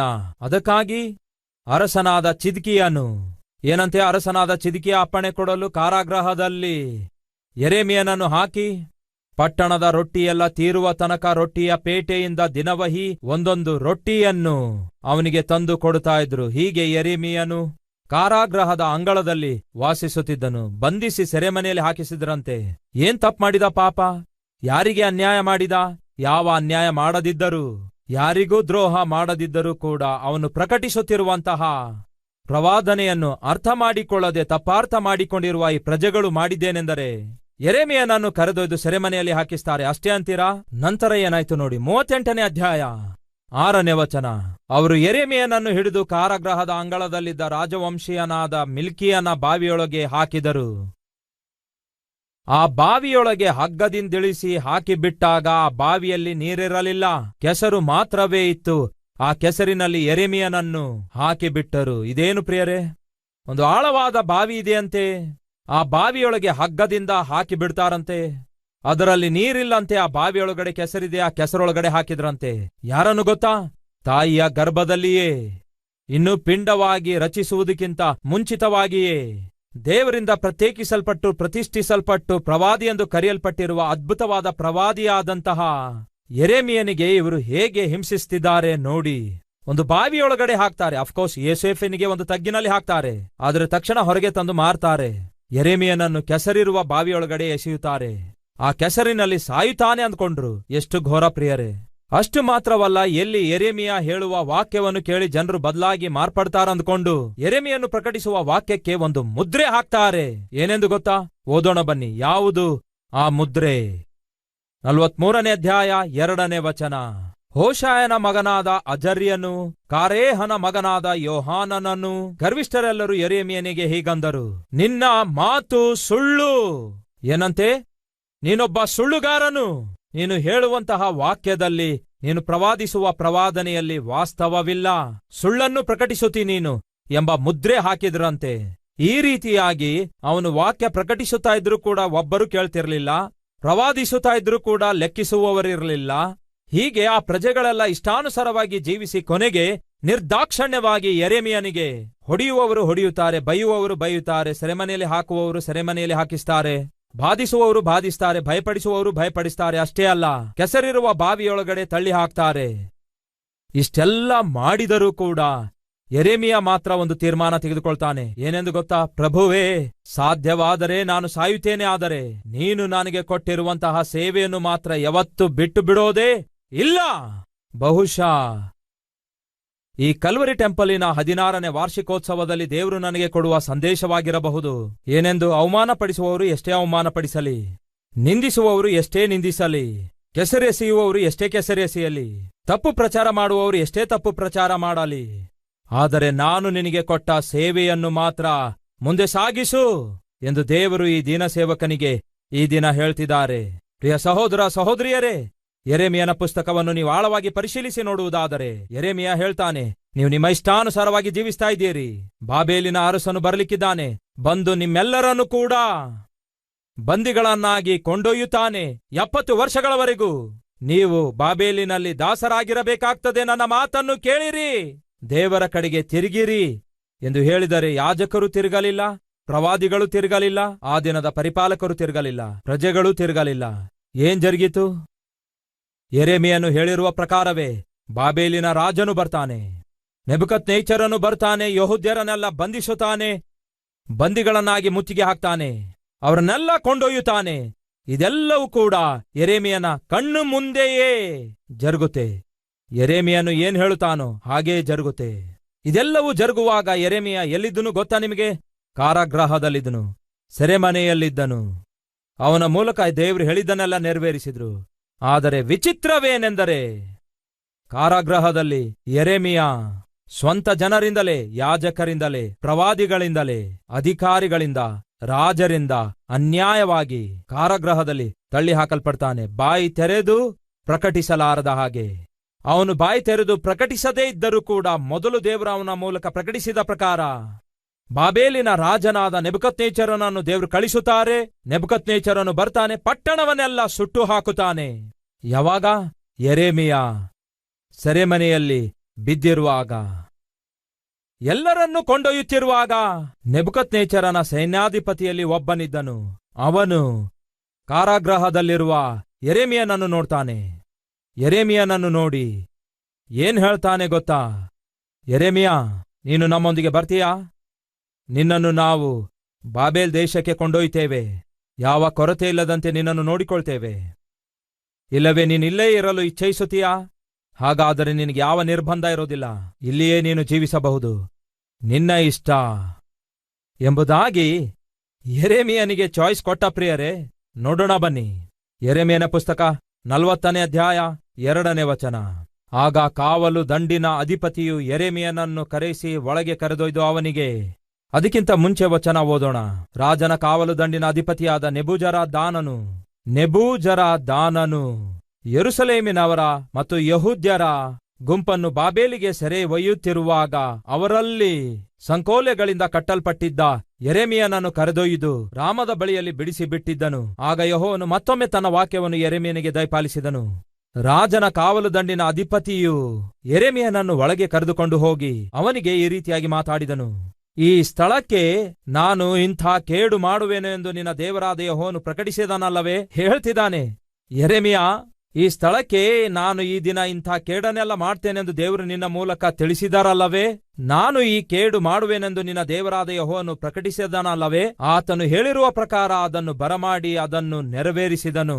ನೀವು ಯೆಹೋವನ ಧ್ವನಿಗೆ ಕಿವಿಗೊಡದೆ ಆತನಿಗೆ ಪಾಪ ಮಾಡಿದ್ದರಿಂದಲೇ ನಿಮಗೆ ಇದು ಸಂಭವಿಸಿತು ಅಂದನು. ಇಗೋ ಕೇಳು, ಈ ದಿನದಲ್ಲಿ ನಾನು ನಿನ್ನ ಕೈಗೆ ಹಾಕಿದ ಬೇಡಿಗಳನ್ನು ತೆಗೆದು ಬಿಡಿಸಿದ್ದೇನೆ. ನನ್ನ ಸಂಗಡ ಬಾಬೇಲಿಗೆ ಬರಬೇಕೆಂದು ನಿನಗೆ ಮನಸ್ಸಿದ್ದರೆ ಬಾ, ನಾನು ನಿನ್ನನ್ನು ಭದ್ರವಾಗಿ ಕಟಾಕ್ಷಿಸುವೆನು. ನನ್ನ ಸಂಗಡ ಬಾಬೇಲಿಗೆ ಬರುವುದಕ್ಕೆ ನಿನಗೆ ಮನಸ್ಸಿಲ್ಲದೆ ಹೋದರೆ ನಿಂತು ಬಿಡು, ಬರಬೇಡ. ಇಗೋ ದೇಶವೆಲ್ಲ ನಿನ್ನ ಕಣ್ಣೆದುರಿಗಿದೆ. ನಿನಗೆ ಯಾವ ಕಡೆಗೆ ಹೋಗುವುದು ಸರಿಯೋ ಒಳ್ಳೆಯದೋ ಆ ಕಡೆಗೆ ಹೋಗು ಎಂದು ಹೇಳಿದನು. 6ನೇ ವಚನ. ಆಗ ಯೆರೆಮೀಯನು ಅಹಿಕಾಮನ ಮಗನಾದ ಗಿದೆಲ್ಯನು ಇದ್ದ ಮಿಚ್ಪಕ್ಕೆ ಹೋಗಿ ದೇಶದಲ್ಲಿ ಉಳಿದ ಜನರ ಮಧ್ಯ ಅವನ ಸಂಗಡ ವಾಸಿಸಿದನು. ಯಾರು ಪ್ರೀತಿಸಿದ್ದಾರೆ, ಯಾರು ದ್ವೇಷಿಸಿದ್ದಾರೆ, ಈಗ ನೀವೇ ಹೇಳಿ. ಸ್ವಂತವರೆಂದು ಭಾವಿಸಿದವರು ದ್ವೇಷಿಸಿ ದೂಷಿಸುತ್ತಾರೆ. ಪರರಾಜ್ಯದವರು ಅಂದರೆ ಬಾಬೇಲಿನಲ್ಲಿರುವ ಅಧಿಕಾರಿಗಳು ಯೆರೆಮೀಯನನ್ನು ಪ್ರೀತಿಸಿ ಹೇಳ್ತಾರೆ, ಯೆರೆಮೀಯ, ನಿನ್ನ ಮಾತೆ ನೆರವೇರಿತು.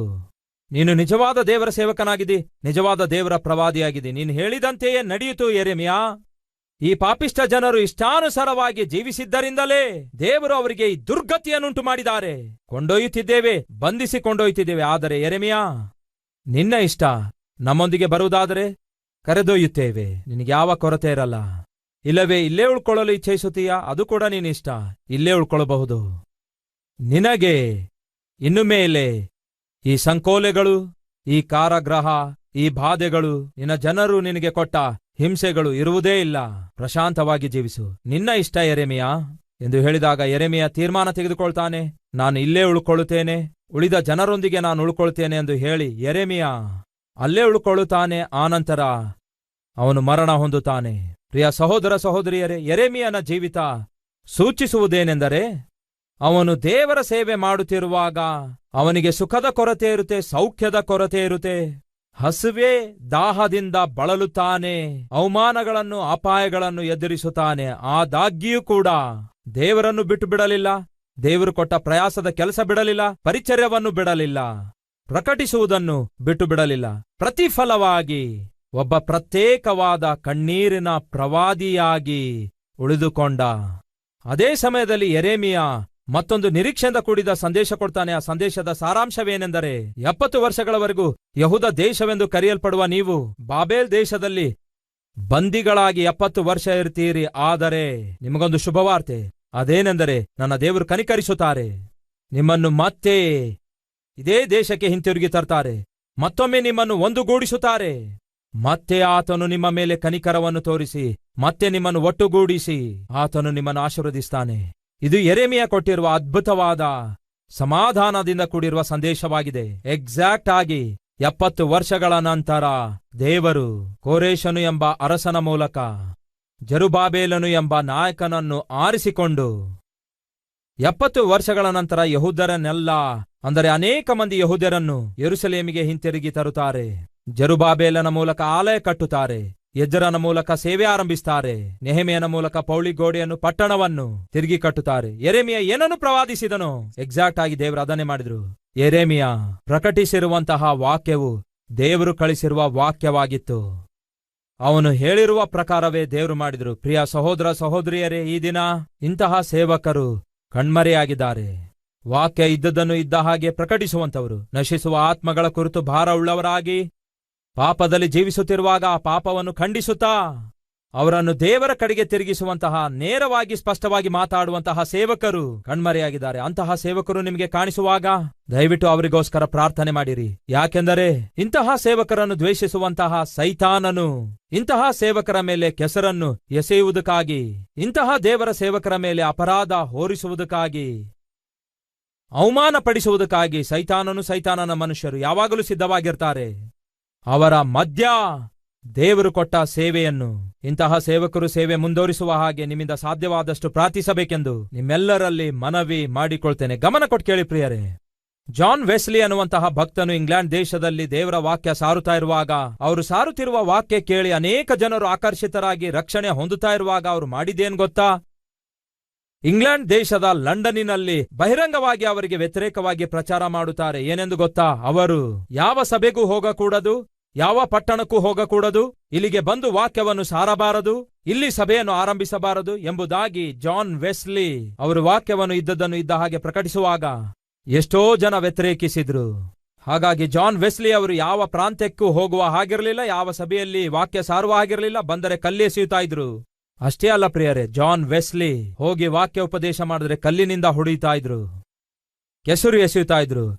ಅಷ್ಟು ಮಾತ್ರವಲ್ಲ, ನೀನು ಮನೆಗೆ ತಿರುಗಿ ಹೇಗೆ ಹೋಗ್ತಿ ನೋಡ್ತೇವೆ ಅಂದ್ಕೊಂಡು ದಾರಿಯಲ್ಲಿ ಕಾದುಕೊಂಡು ಜಾನ್ ವೆಸ್ಲಿ ಅವರನ್ನು ಕೊಲ್ಲುವ ಪ್ರಯತ್ನ ಮಾಡಿದ್ರು. ಹೀಗೆ ಎಷ್ಟೇ ಪ್ರಯತ್ನ ಮಾಡಿದ್ರೂ ಕೂಡ ಜಾನ್ ವೆಸ್ಲಿ ಅವರಿಗೆ ಕೊಡಲ್ಪಟ್ಟ ಸೇವೆ ನಿಲ್ಲಿಸಲಿಲ್ಲ. ಅಷ್ಟೇ ಅಲ್ಲ, ಜಾನ್ ವೆಸ್ಲಿ ಅವರಿಗೆ ಉದ್ದವಾದ ಕೂದಲಿದ್ವು. ಜಾನ್ ವೆಸ್ಲಿ ಅವರನ್ನು ದೋಚಿಕೊಳ್ತಾರೆ, ಅವರ ಬಟ್ಟೆ ಕಿತ್ತಾಕ್ತಾರೆ, ಅವರಿಗಿರುವ ಉದ್ದವಾದ ಕೂದಲುಗಳನ್ನು ಕಿತ್ತು ಹಾಕಿರುವಂತಹ ಸಂದರ್ಭಗಳು ಬಹಳ ಇವೆ. ಇವೆಲ್ಲವುಗಳ ಮಧ್ಯ ಜಾನ್ ವೆಸ್ಲಿ ಅವರು ಒಂದು ತೀರ್ಮಾನ ತಕ್ಕೊಳ್ತಾರೆ. ಏನೆಂದು ಗೊತ್ತಾ? ಬದುಕಿದ್ರೆ ಕರ್ತನಿಗೋಸ್ಕರ ಬದುಕುತ್ತೇನೆ, ಪ್ರಕಟಿಸಿದ್ರೆ ಸುವಾರ್ತೆಯನ್ನೇ ಪ್ರಕಟಿಸುತ್ತೇನೆ, ಸ್ಥಾಪಿಸಿದ್ರೆ ಸಭೆಗಳನ್ನೇ ಸ್ಥಾಪಿಸ್ತೇನೆ, ಮಾಡಿದ್ರೆ ದೇವರ ಸೇವೆಯನ್ನೇ ಮಾಡ್ತೇನೆ, ಅಷ್ಟೇ ಹೊರತು ಬಿಟ್ಟು ಬಿಡುವ ಸಾಧ್ಯತೆ ಇಲ್ಲವೇ ಇಲ್ಲ. ಅದೇ ತೀರ್ಮಾನ ಸತೀಶ್ ಕುಮಾರ್ ಅವರು ಕೂಡ ತಕ್ಕೊಂಡಿದ್ದಾರೆ. ಎಷ್ಟೇ ಆಟಂಕಗಳು ಬರಬಹುದು, ಎಷ್ಟೇ ಆಪತ್ತುಗಳು ಬರಬಹುದು, ಎಷ್ಟೇ ಅಪಾಯಗಳು ಬರಬಹುದು, ಎಷ್ಟೇ ಅಭ್ಯಂತರಗಳು ಬರಬಹುದು, ಎಷ್ಟೇ ಅವಮಾನಗಳು ಬರಬಹುದು, ಆದರೆ ದೇವರು ಕೊಟ್ಟ ಸೇವೆಯನ್ನು ಮಾತ್ರ ನಿಲ್ಲಿಸುವ ಅವಕಾಶವಿಲ್ಲ. ಕೊನೆ ಉಸಿರಿನವರೆಗೂ ಆ ದೇವರನ್ನೇ ಪ್ರಕಟಿಸುತ್ತಾ ದೇವರ ಸೇವೆಯನ್ನು ಮಾಡುವಂತಹ ಕೃಪೆಯನ್ನು ಈ ದೀನ ಸೇವಕನಿಗೂ ಹಾಗೆಯೇ ನನ್ನೊಂದಿಗಿರುವಂತಹ ಶಿಲುಬೆಯ ಸೈನಿಕರನ್ನು ದೇವರು ಆರಿಸಿಕೊಂಡಿದ್ದಾರೆ. ನಮಗೆ ಬೇಕಾದದ್ದೆಲ್ಲ ನಿಮ್ಮ ಪ್ರಾರ್ಥನೆ, ನಿಮ್ಮ ಪ್ರೀತಿ, ನಿಮ್ಮ ಪ್ರೋತ್ಸಾಹ. ನಾವು ಜಾಗ್ರತೆಯಿಂದ ಪರಿಶೀಲಿಸಿ ಬರುತ್ತಿದ್ದೇವೆ. ಹಾಗೆಯೇ ಯೆಶಾಯನ ಜೀವನ ಚರಿತ್ರೆಯ ಕುರಿತು, ಅವನ ಹುಟ್ಟುವಳಿಕೆಯ ಕುರಿತು ತಿಳ್ಕೊಂಡಿದ್ದೇವೆ. ಆ ನಂತರ ನಮಗೆ ಕಾಣಿಸಿಕೊಳ್ಳುವಂತಹ ಪುಸ್ತಕ ಯೆರೆಮೀಯನ ಪುಸ್ತಕ. ಹಾಗಾಗಿ ಯೆರೆಮೀಯನ ಜೀವನ ಚರಿತ್ರೆಯ ಕುರಿತು ನಿಮ್ಮೊಂದಿಗೆ ಹಂಚಿಕೊಳ್ಳಬೇಕೆಂದು ಆಶಿಸುತ್ತಿದ್ದೇನೆ. ಯೆರೆಮೀಯನ ಹುಟ್ಟುವಳಿ, ಯೆರೆಮೀಯನ ಪ್ರಾಂತ್ಯ, ಯೆರೆಮೀಯನ ಪರಿಶುದ್ಧ ಕರೆ, ಪರಿಚರ್ಯ, ಪ್ರವಾದನೆ, ಪ್ರತಿಫಲ, ಈ ಅಮೂಲ್ಯವಾದ ವಿಷಯಗಳನ್ನು ನಿಮ್ಮೊಂದಿಗೆ ಹಂಚಿಕೊಳ್ಳಬೇಕು ಎಂದು ಆಶಿಸುತ್ತಿದ್ದೇನೆ. ಯೆರೆಮೀಯನ ಹುಟ್ಟುವಳಿ, ಯೆರೆಮೀಯನ ಪ್ರಾಂತ್ಯ, ಯೆರೆಮೀಯನ ಪರಿಶುದ್ಧ ಕರೆ, ಯೆರೆಮೀಯನ ಪರಿಚರ್ಯ, ಪ್ರವಾದನೆ, ಪ್ರತಿಫಲ, ಇವುಗಳನ್ನು ಈ ದಿನ ನಿಮ್ಮೊಂದಿಗೆ ಹಂಚಿಕೊಳ್ಳಲಿಕ್ಕಿದ್ದೇನೆ. ಮೊದಲನೇದಾಗಿ ಯೆರೆಮೀಯನ ಹುಟ್ಟುವಳಿ ಏನಾಗಿದೆ ಎಂದು ನೋಡೋಣ ಬನ್ನಿ. ನಿಮ್ಮ ಸತ್ಯವೇದ ತೆಗೆಯಿರಿ. ಯೆರೆಮೀಯನ ಪುಸ್ತಕ 1ನೇ ಅಧ್ಯಾಯ ವಚನ 1ರಿಂದ. ಬೆನ್ಯಾಮೀನ್ ಸೀಮೆಗೆ ಸೇರಿದ ಅನಾತೋತ್ ಊರಿನಲ್ಲಿ ವಾಸವಾಗಿರುವ ಯಾಜಕ ವರ್ಗದವನೂ ಹಿಲ್ಕೀಯನ ಮಗನೂ ಆದ ಯೆರೆಮೀಯನ ಪ್ರವಾದನೆಗಳು. ಈ ಪುಸ್ತಕ ಬರೆದಿರೋದು ಯೆರೆಮೀಯ. ಮೊದಲನೇದಾಗಿ ಅವನ ಹುಟ್ಟುವಳಿ ಏನೆಂದು ನಾವು ನೋಡಿಕೊಳ್ಳೋಣ. ಕ್ಲಿಯರ್ ಆಗಿ ಇಲ್ಲಿದೆ. ಅದೇನೆಂದರೆ, ಯೆರೆಮೀಯ ಹಿಲ್ಕೀಯ ಎನ್ನುವಂತಹ ಒಬ್ಬ ಯಾಜಕನ ಮಗನಾಗಿದ್ದ. ಯಾಜಕನಿಗೆ ಮಗನಾಗಿ ಯೆರೆಮೀಯನನ್ನು ದೇವರು ಕೊಟ್ಟರು. ದೊಡ್ಡ ವಿಷಯವೇನೆಂದರೆ, ಅವನು ಒಬ್ಬ ಯಾಜಕನಿಗೆ ಹುಟ್ಟಿದ. ನಿಮಗೆ ನೆನಪಿದೆಯಾ? ಯೋಷಿಯನ ಕುರಿತು ನಾವು ನೋಡುತ್ತೇವೆ. ಯೋಷಿಯ 8ನೇ ವರ್ಷ ವಯಸ್ಸಿನಲ್ಲಿ ಯೆಹೂದ ದೇಶವನ್ನು ಆಳಲು ಆರಂಭಿಸುತ್ತಾನೆ. 2ನೇದಾಗಿ 16ನೇ ವರ್ಷದ ವಯಸ್ಸಿನಲ್ಲಿ ಇಡೀ ದೇಶವನ್ನೆಲ್ಲ ಪವಿತ್ರಗೊಳಿಸಬೇಕು ಎಂಬ ತೀರ್ಮಾನ ತೆಗೆದುಕೊಳ್ಳುತ್ತಾನೆ. ಹಾಗೆಯೇ 20 ವರ್ಷದ ವಯಸ್ಸಲ್ಲಿ ವಾಕ್ಯಾನುಸಾರವಾಗಿ ತನ್ನ ದೇಶ ನಿರ್ಮಿಸಿಕೊಳ್ಳಬೇಕು, ನಡೆಸಬೇಕು ಎಂದು ನಿರ್ಣಯಿಸುತ್ತಾನೆ. ದೇವರ ಆಲಯ ಶುಭ್ರಗೊಳಿಸುವಾಗ ಮೊದಲು ಇಡೀ ಯೆರೂಸಲೇಮನ್ನೆಲ್ಲ ಶುಭ್ರಗೊಳಿಸುತ್ತಾನೆ. ಅಪವಿತ್ರವಾಗಿರುವ ಯೆರೂಸಲೇಮನ್ನು ಪೂರ್ತಿಯಾಗಿ ಪವಿತ್ರಗೊಳಿಸುತ್ತಾನೆ. ಯೆರೂಸಲೇಮ್ ಪಟ್ಟಣದಲ್ಲಿ ಎಲ್ಲಿಯೂ ಕೂಡ ಅಪವಿತ್ರತೆಗೆ ಅವಕಾಶವಿಲ್ಲದಂತೆ ಮಾಡಿದ. ಈ ಯೆರೂಸಲೇಮ್ ಪಟ್ಟಣ ದೇವರ ಆಲಯ ಇರುವ ಪಟ್ಟಣ ಆಗಿದೆ. ಯೆರೂಸಲೇಮ್ ದೇವರ ಸನ್ನಿಧಿಗೆ ಸೂಚನೆಯಾಗಿದೆ. ದೇವರ ಆಲಯ ಇರುವಂತಹ ಪಟ್ಟಣ ಆಗಿದೆ. ಆ ದೇವರ ಆಲಯವನ್ನು, ದೇವರ ಆಲಯ ಇರುವ ಪಟ್ಟಣವನ್ನು ಆತನು ಸಂಪೂರ್ಣವಾಗಿ ಶುಭ್ರಗೊಳಿಸಿದ ಮತ್ತು ಪವಿತ್ರಗೊಳಿಸಿದ. ಹಾಗೆಯೇ ಈ ದೇಹ ದೇವರ ಆಲಯವಾಗಿದೆ. ಈ ಆಲಯವನ್ನು ನಾವು ಪರಿಶುದ್ಧವಾಗಿಯೂ ಪವಿತ್ರವಾಗಿಯೂ ಕಾಪಾಡಿಕೊಳ್ಳಬೇಕು ಎಂದು ದೇವರು ಆಶಿಸುತ್ತಾರೆ. ಯೌವನ ಪ್ರಾಯದಲ್ಲಿ ಶರೀರ ಪವಿತ್ರವಾಗಿ ಕಾಪಾಡಿಕೊಳ್ಳುವುದು ಬಹಳ ಜನರಿಗೆ ಒಂದು ದೊಡ್ಡ ಸವಾಲಾಗಿ ತಯಾರಾಗ್ತಿದೆ. ಕೆಲವೊಂದು ಜನ ಯೌವನಸ್ಥರು ಕೊನೆಗೆ ಹೇಳೇ ಬಿಡ್ತಾರೆ, ಇದು ನನ್ನಿಂದ ಆಗ್ತಾ ಇಲ್ಲವೆಂದು. ಈ ಯೌವನದಲ್ಲಿ ಪರಿಶುದ್ಧರಾಗಿ ಜೀವಿಸುವಂಥದ್ದು, ನಮ್ಮ ಶರೀರ ಪವಿತ್ರವಾಗಿ ಕಾಪಾಡಿಕೊಳ್ಳುವುದು, ಕಣ್ಣನ್ನು ಪವಿತ್ರವಾಗಿ ಕಾಪಾಡಿಕೊಳ್ಳುವುದು, ದೇಹವನ್ನು ಪವಿತ್ರವಾಗಿ ಕಾಪಾಡಿಕೊಳ್ಳುವುದು ನಮ್ಮಿಂದ ಆಗ್ತಾ ಇಲ್ಲ ಎಂದು ಕೆಲವು ಯೌವನಸ್ಥರು ಹೇಳ್ತಾರೆ. ದಯವಿಟ್ಟು ಕೇಳ್ರಿ. ಆದರೆ ಯೋಷಿಯ 16 ವರ್ಷ ವಯಸ್ಸಲ್ಲಿ ತನ್ನ ಯೌವನ ಕಾಪಾಡಿಕೊಂಡ. ಹಾಗೆಯೇ 20 ವರ್ಷದ ಯೌವನ ಪ್ರಾಯದಲ್ಲಿ ತನ್ನ ಶರೀರವನ್ನು ಪವಿತ್ರವಾಗಿ ಕಾಪಾಡಿಕೊಂಡ. ಹೀಗೆ ಪರಿಶುದ್ಧ ಸತ್ಯವೇದದಲ್ಲಿ ಯಾರ್ಯಾರು ತಮ್ಮ ಯೌವನ ಪ್ರಾಯವನ್ನು ಕಾಪಾಡಿಕೊಂಡರೋ ಅವರೆಲ್ಲರೂ ದೊಡ್ಡ ನಾಯಕರಾಗಿ ತಯಾರಾದರು. ತಮ್ಮ ತಂಗಿಯಂದರೆ, ನೀವು ನಿಮ್ಮ ಜೀವಿತದಲ್ಲಿ ದೇವರಿಂದ ಬಹು ಬಲವಾದ ಬಾಣಗಳಾಗಿ ಉಪಯೋಗವಾಗಬೇಕು ಎಂದು ಆಶಿಸುತ್ತಾ ಇದ್ದೀರಾ? ಹಾಗಾದರೆ ನಿಮ್ಮ ಯೌವನ ಪ್ರಾಯವನ್ನು ಪರಿಶುದ್ಧವಾಗಿ ಕಾಪಾಡಿಕೊಳ್ಳಿರಿ. ನಿಮ್ಮ ಶರೀರವನ್ನು ಪವಿತ್ರವಾಗಿ ಕಾಪಾಡಿಕೊಳ್ಳಿರಿ. ಒಬ್ಬ ಯೌವನಸ್ಥನಾಗಿ ನನ್ನ ಜೀವಿತದಲ್ಲಿ ನಾನು ಒಂದು ತೀರ್ಮಾನ ತೆಗೆದುಕೊಂಡೆ. ಅದೇನೆಂದರೆ, ನನ್ನ ಕಣ್ಣನ್ನು ಅಪವಿತ್ರಪಡಿಸಿಕೊಳ್ಳಬಾರದೆಂದು. ಅಷ್ಟೇ ಅಲ್ಲ, ನನ್ನ ಯೌವನ ಪ್ರಾಯದಲ್ಲಿ ಒಂದು ತೀರ್ಮಾನ ತೆಗೆದುಕೊಂಡೆ. ಏನೆಂದರೆ, ನನ್ನ ಶರೀರವನ್ನು ಎಂದಿಗೇ ಆಗಲಿ ಯಾವುದೇ ಸ್ತ್ರೀಗಾಗಲಿ ಹುಡುಗಿಗಾಗಲಿ ಒಪ್ಪಿಸಿಕೊಡಬಾರದು ಎಂಬುದಾಗಿ ಒಬ್ಬ ಯೌವನಸ್ಥನಾಗಿ ತೀರ್ಮಾನ ತೆಗೆದುಕೊಂಡೆ. ಈ ದಿನ ಈ ವಾಕ್ಯ ಕೇಳ್ತಿರುವ ಯೌವನ ತಮ್ಮ ತಂಗಿಯಂದಿರೆ, ನಮ್ಮ ಜೀವಿತದಲ್ಲಿ ಕೆಲವೊಂದು ನಿಖರವಾದ ನಿರ್ಣಯ ತೆಗೆದುಕೊಳ್ಳಬೇಕು. ಅದರಲ್ಲಿ ಪ್ರಧಾನವಾದದ್ದೇನೆಂದರೆ, ನೀವು ನಿಮ್ಮ ಶರೀರವನ್ನು ಎಂದಿಗೂ ಮಲಿನ ಮಾಡಿಕೊಳ್ಳಬಾರದು. ನಿಮ್ಮ ಶರೀರವು ಮಲಿನವಾಗದಂತೆ, ಅಪವಿತ್ರವಾಗದಂತೆ ನೀವು ಕಾಪಾಡಿಕೊಳ್ಳುವುದಾದರೆ, ನಿಮ್ಮ ದೇಹವು ದೇವರ ನಿವಾಸವಾಗಿರುವುದರಿಂದ ಆ ದೇಹ ನೀವು ಪವಿತ್ರವಾಗಿ ಕಾಪಾಡಿಕೊಳ್ಳುವುದಾದರೆ ಅದು ಅದ್ಭುತವಾಗಿರುತ್ತೆ. ಯೋಸೇಫನಿಗೆ ನೋಡ್ರಿ, ತನ್ನ ದೇಹವನ್ನು ಕಾಪಾಡಿಕೊಂಡ, ತನ್ನ ಶರೀರವನ್ನು ಕಾಪಾಡಿಕೊಂಡ, ತನ್ನ ಕ್ಯಾರೆಕ್ಟರ್ ಅನ್ನು ಕಾಪಾಡಿಕೊಂಡ. ದಾವೀದನಿಗೆ ನೋಡಿರಿ, ಯೌವನ ಪ್ರಾಯದಲ್ಲಿ ದೇವರಲ್ಲಿ ಬಹು ಭಯಭಕ್ತಿಯುಳ್ಳವನಾಗಿ ಜೀವಿಸಿದ. ದಾನಿಯೇಲನಿಗೆ ನೋಡಿರಿ, ಯೌವನ ಪ್ರಾಯದಲ್ಲಿ ನಾನು ನನ್ನ ಶರೀರವನ್ನು ಅಪವಿತ್ರಪಡಿಸಿಕೊಳ್ಳೋದಿಲ್ಲ ಎಂಬ ತೀರ್ಮಾನ ತೆಗೆದುಕೊಂಡ. ಖಂಡಿತವಾಗಿ ಯೌವನ ಪ್ರಾಯದಲ್ಲಿ ನೀವು ನಿಮ್ಮ ಶರೀರ ಅಪವಿತ್ರವಾಗದಂತೆ ಕಾಪಾಡಿಕೊಳ್ಳುವುದಕ್ಕಾಗಿ ದೇವರ ಕೃಪೆಯನ್ನು ಹೊಂದಿಕೊಂಡು ಖಚಿತವಾದ ನಿರ್ಣಯ ನೀವು ತೆಗೆದುಕೊಳ್ಳುವುದಾದರೆ ದಯವಿಟ್ಟು ಕೇಳ್ರಿ. ದೇವರಿಗೆ ನೀವೊಂದು ಅವಕಾಶ ಕೊಡ್ತೀರಿ, ಆತನು ನಿಮ್ಮನ್ನು ಬಹು ಬಲವಾದ ಪಾತ್ರೆಯನ್ನಾಗಿ ಉಪಯೋಗಿಸಿಕೊಳ್ಳುವುದಕ್ಕಾಗಿ. ಯೋಷಿಯ ತನ್ನ ಯೌವನ ಪ್ರಾಯದಲ್ಲಿ ತನ್ನ ಜೀವಿತವನ್ನು ದೇವರಿಗೆ ಅರ್ಪಿಸಿಕೊಡ್ತಾನೆ.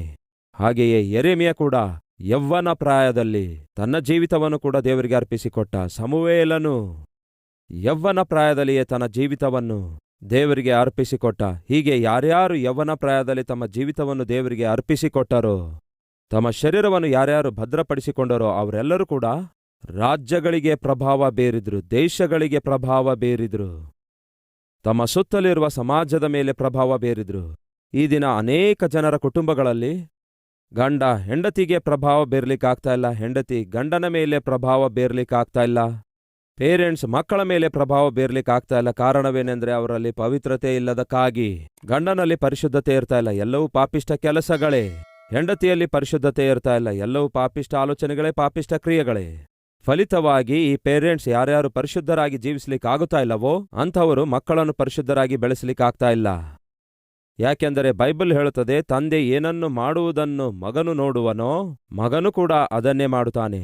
ಹಾಗಾಗಿ ನಿಮ್ಮ ಜೀವಿತದಲ್ಲಿ ನಿಮ್ಮ ಮಕ್ಕಳು ಏನಾಗಬೇಕೆಂದು ನೀವು ಆಶಿಸುತ್ತಾ ಇದ್ದೀರೋ ಅದು ನಿಮ್ಮ ಜೀವಿತದಿಂದ ತೋರಿಸಿಕೊಡಬೇಕು. ನಿಮ್ಮ ಮಕ್ಕಳು ಪ್ರಾರ್ಥಿಸುವವರಾಗಿರಬೇಕಾದ್ರೆ ನೀವು ಮೊದಲು ಪ್ರಾರ್ಥಿಸಬೇಕು. ಅವರು ಪರಿಶುದ್ಧರಾಗಿ ಜೀವಿಸಬೇಕೆಂದು ಬಯಸೋದಾದರೆ ನೀವು ಪರಿಶುದ್ಧರಾಗಿ ಜೀವಿಸಿ ತೋರಿಸಬೇಕು. ನಿಮ್ಮ ಮಕ್ಕಳು ಕಿರ್ಚಲಾರದಂತೆ, ಕೂಗಾಡಲಾರದಂತೆ, ಅವರು ನಮ್ರತೆಯುಳ್ಳವರಾಗಿ, ನೆಮ್ಮದಿಯುಳ್ಳವರಾಗಿ, ಸಾತ್ವಿಕತ್ವ ಉಳ್ಳವರಾಗಿ ಜೀವಿಸಬೇಕೆಂದು ಬಯಸುವುದಾದರೆ ಗಂಡನಾಗಿರ್ಬೋದು, ಹೆಂಡತಿಯಾಗಿರ್ಬೋದು, ತಂದೆಯಾಗಿರ್ಬೋದು, ತಾಯಿಯಾಗಿರ್ಬೋದು, ಮೊದಲು ನೀವು ನಿಮ್ಮ ಮನೆಯಲ್ಲಿ ಕಿರ್ಚಿ ಕೂಗಾಡುವಂತಹ ವ್ಯಕ್ತಿ ಆಗಿರಬಾರದು.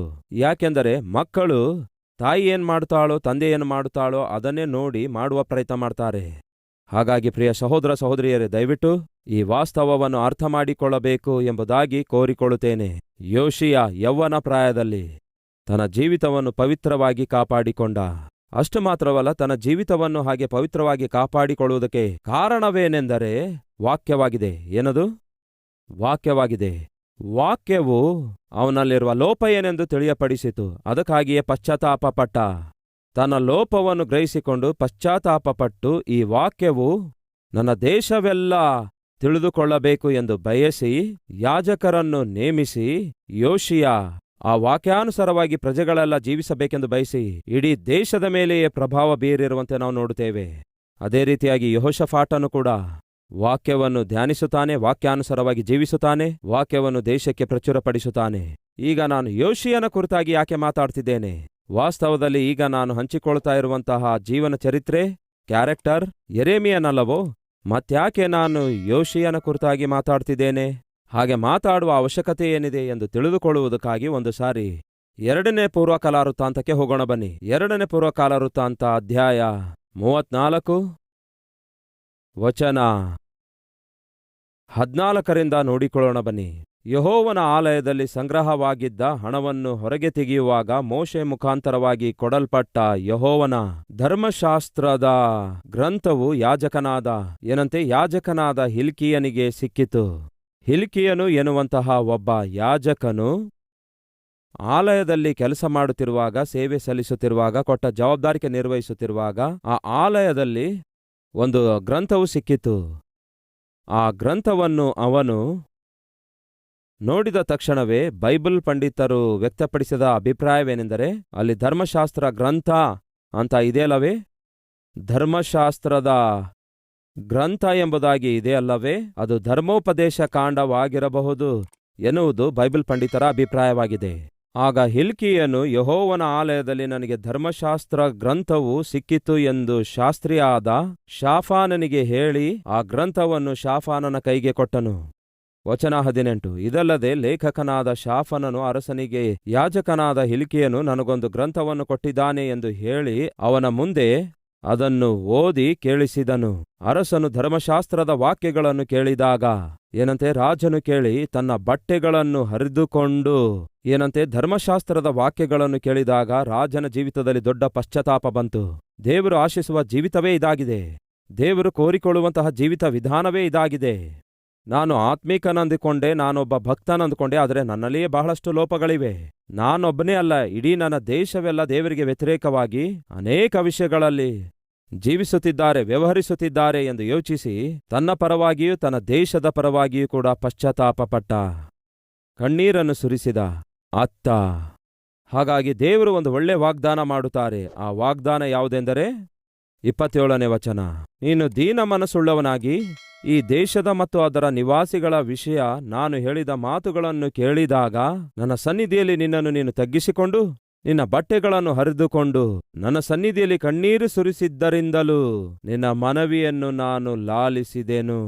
ನಾನು ನಿನ್ನನ್ನು ನಿನ್ನ ಪಿತೃಗಳಿಗೆ ಸೇರಿಸುವೆನು. ನೆಮ್ಮದಿಯುಳ್ಳವನಾಗಿ ನೀನು ನಿನ್ನ ಸಮಾಧಿಯೊಳಗೆ ಸೇರಿಸಲ್ಪಡುವಿ. ಈ ದೇಶದ ಮೇಲೆಯೂ ಅದರ ನಿವಾಸಿಗಳೆಲ್ಲರ ಮೇಲೆಯೂ ನಾನು ಬರಮಾಡುವ ಶಿಕ್ಷೆಗಳಲ್ಲಿ ನೀನು ಒಂದನ್ನು ಕೂಡ ನೋಡದೇ ಇರುವಿ. ವಾಕ್ಯವನ್ನು ಕೇಳಿದಾಗ ಆ ವಾಕ್ಯವನ್ನು ಕೇಳಿ ಅವನು ಸುಮ್ಮನೆ ಕೇಳಿ ತನ್ನನ್ನು ತಾನು ಮೋಸಪಡಿಸಿಕೊಳ್ಳಲಾರದೆ ಕೇಳಿದ ವಾಕ್ಯವನ್ನು ಏನ್ಮಾಡಿದ? ಅಂಗೀಕರಿಸಿದ. ಆ ವಾಕ್ಯವನ್ನು ಅನುಭವಿಸಿದ. ಆ ವಾಕ್ಯಕ್ಕೆ ಪ್ರತಿಸ್ಪಂದಿಸಿದ. ಅಯ್ಯೋ, ನಾನಾಗಲಿ ನನ್ನ ಪ್ರಜೆಗಳಾಗಲಿ ದೇವರು ಆಶಿಸಿದ ಹಾಗೆ ಜೀವಿಸುತ್ತಾ ಇಲ್ವಲ್ಲ ಎಂದು ಅಳುತ್ತಾನೆ, ಕಣ್ಣೀರು ಸುರಿಸುತ್ತಾನೆ. ದೇವರು ಅದನ್ನು ನೋಡ್ತಾರೆ. ನೋಡಿ ಒಂದು ಮಾತನ್ನು ಹೇಳ್ತಾರೆ, ನಿನ್ನ ದೇಶದ ಮೇಲೆ ಬರಲಿಕ್ಕಿರುವಂತಹ ಕೇಡು, ಅಪಾಯವು ನಿನ್ನ ಮೇಲೆ ಬರಲಾರದಂತೆ ಮಾಡುತ್ತೇನೆ ಅನ್ನುತ್ತಾರೆ. ನಾವು ಪಶ್ಚಾತ್ತಾಪ ಪಡುವಾಗ, ನಮ್ಮ ಜೀವಿತವನ್ನು ಸರಿಪಡಿಸಿಕೊಳ್ಳುವ ಪ್ರಯತ್ನ ಮಾಡುವಾಗ ದೇವರು ಮಾಡುವುದೇನೆಂದರೆ ನಮ್ಮ ಮೇಲೆ ಬೀಳುವುದಕ್ಕಾಗಿ ಹೊಂಚಿ ಹಾಕಿಕೊಂಡಿರುವ ಪ್ರಮಾದವನ್ನು ದೇವರು ತೊಲಗಿಸಿ ಬಿಡ್ತಾರೆ. ಒಬ್ಬ ಪಾಪಿಗೆ ಏನು ಸಿದ್ಧವಾಗಿದೆ ಹೇಳ್ರಿ? ಪಾತಾಳ ಸಿದ್ಧವಾಗಿದೆ. ಅಲ್ಲಿ ಯಾವುದು ಕಾದು ಕುಳಿತಿದೆ ಹೇಳ್ರಿ? ಅಗ್ನಿ ಗಂಧಕಗಳು ಕಾದು ಕುಳಿತಿವೆ. ಅಗ್ನಿ ಆರದಂತಹ, ಹುಳಗಳು ಸಾಯದಂತಹ ಬಹುಭಯಂಕರವಾದ ಪಾತಾಳವು ಕಾದು ಕುಳಿತಿದೆ. ಈಗ ಆ ಪಾಪಿಷ್ಠ ಮನುಷ್ಯನು ದೇವರ ವಾಕ್ಯವನ್ನು ಕೇಳಿ, ಸುವಾರ್ತೆಯನ್ನು ಕೇಳಿ ಪಶ್ಚಾತ್ತಾಪ ಪಡುವುದಾದರೆ ಯಾವುದರಿಂದ ತಪ್ಪಿಸಿಕೊಳ್ತಾನೆ? ತನಗೋಸ್ಕರ ಕಾದು ಕುಳಿತಿರುವ ನರಕ ಶಿಕ್ಷೆಯಿಂದ, ಆ ಪಾತಾಳದೊಳಗೆ ಬಿದ್ದು ಎಂದೆಂದಿಗೂ ಸುಟ್ಟು ಸಾಯುವಂತಹ ದುರ್ಗತಿಯನ್ನು ತಪ್ಪಿಸಿಕೊಳ್ತಾನೆ. ಹಾಗೆ ಸಹೋದರ ಸಹೋದರಿಯರೇ, ನಾವು ದೇವರ ಸನ್ನಿಧಿಯಲ್ಲಿ ಕಣ್ಣೀರಿನಿಂದ ಪ್ರಾರ್ಥಿಸಿದ ಪ್ರತಿ ಸಾರಿ, ದೇವರ ಸನ್ನಿಧಿಯಲ್ಲಿ ಮೊಳಕಾಲೂರಿ ನಮ್ಮ ತಪ್ಪನ್ನು ಒಪ್ಪಿಕೊಂಡ ಪ್ರತಿ ಸಾರಿ, ನಮ್ಮ ಹೃದಯವನ್ನು ಸರಿಪಡಿಸಿಕೊಂಡ ಪ್ರತಿ ಸಾರಿ ನಮಗೆ ಒಳ್ಳೆಯದೇ ಆಗುತ್ತೆ. ನಮಗೆ ಗೊತ್ತಾಗ್ಲಾರ್ದ ಹಾಗೆ ಯಾವ ಯಾವ ಕೇಡು ನಮಗೋಸ್ಕರ ಹೊಂಚಿ ಹಾಕಿಕೊಂಡಿದೆಯೋ, ಯಾವ ಪ್ರಮಾದ ಅಪಾಯ ಹೊಂಚಿ ಹಾಕಿಕೊಂಡಿದೆಯೋ, ಇಲ್ಲವೇ ಗತದಲ್ಲಿ ನಾವು ಮಾಡಿರುವ ಪಾಪಿಷ್ಟ ಕಾರ್ಯಗಳ ನಿಮಿತ್ತ ಏನೆಲ್ಲ ಕಾನ್ಸಿಕ್ವೆನ್ಸಸ್ ನಮ್ಮ ಮೇಲೆ ಬರುವಂಥದ್ದಾಗಿವೆಯೋ, ಅವು ಆಕಸ್ಮಿಕವಾಗಿ ನಮ್ಮ ಮೇಲೆ ಬಿದ್ದು ನಮ್ಮ ಜೀವಿತವನ್ನು ಚದುರಿಸುವುದಕ್ಕಿಂತ ಮುಂಚೆಯೇ ನಾವು ಮಾಡುವ ಪ್ರಾರ್ಥನೆ, ಸುರಿಸುವ ಕಣ್ಣೀರು ನಮಗೆ ಗೊತ್ತಾಗಲಾರ್ದ ಹಾಗೆಯೇ ನಮ್ಮನ್ನು ಕ್ಷೇಮಕರವಾದ ಮಾರ್ಗದಲ್ಲಿ ನಮ್ಮನ್ನು ನಡೆಸುತ್ತದೆ. ಈಗ ಜಾಗ್ರತೆಯಿಂದ ಒಂದು ಮಾತನ್ನು ಕೇಳ್ರಿ.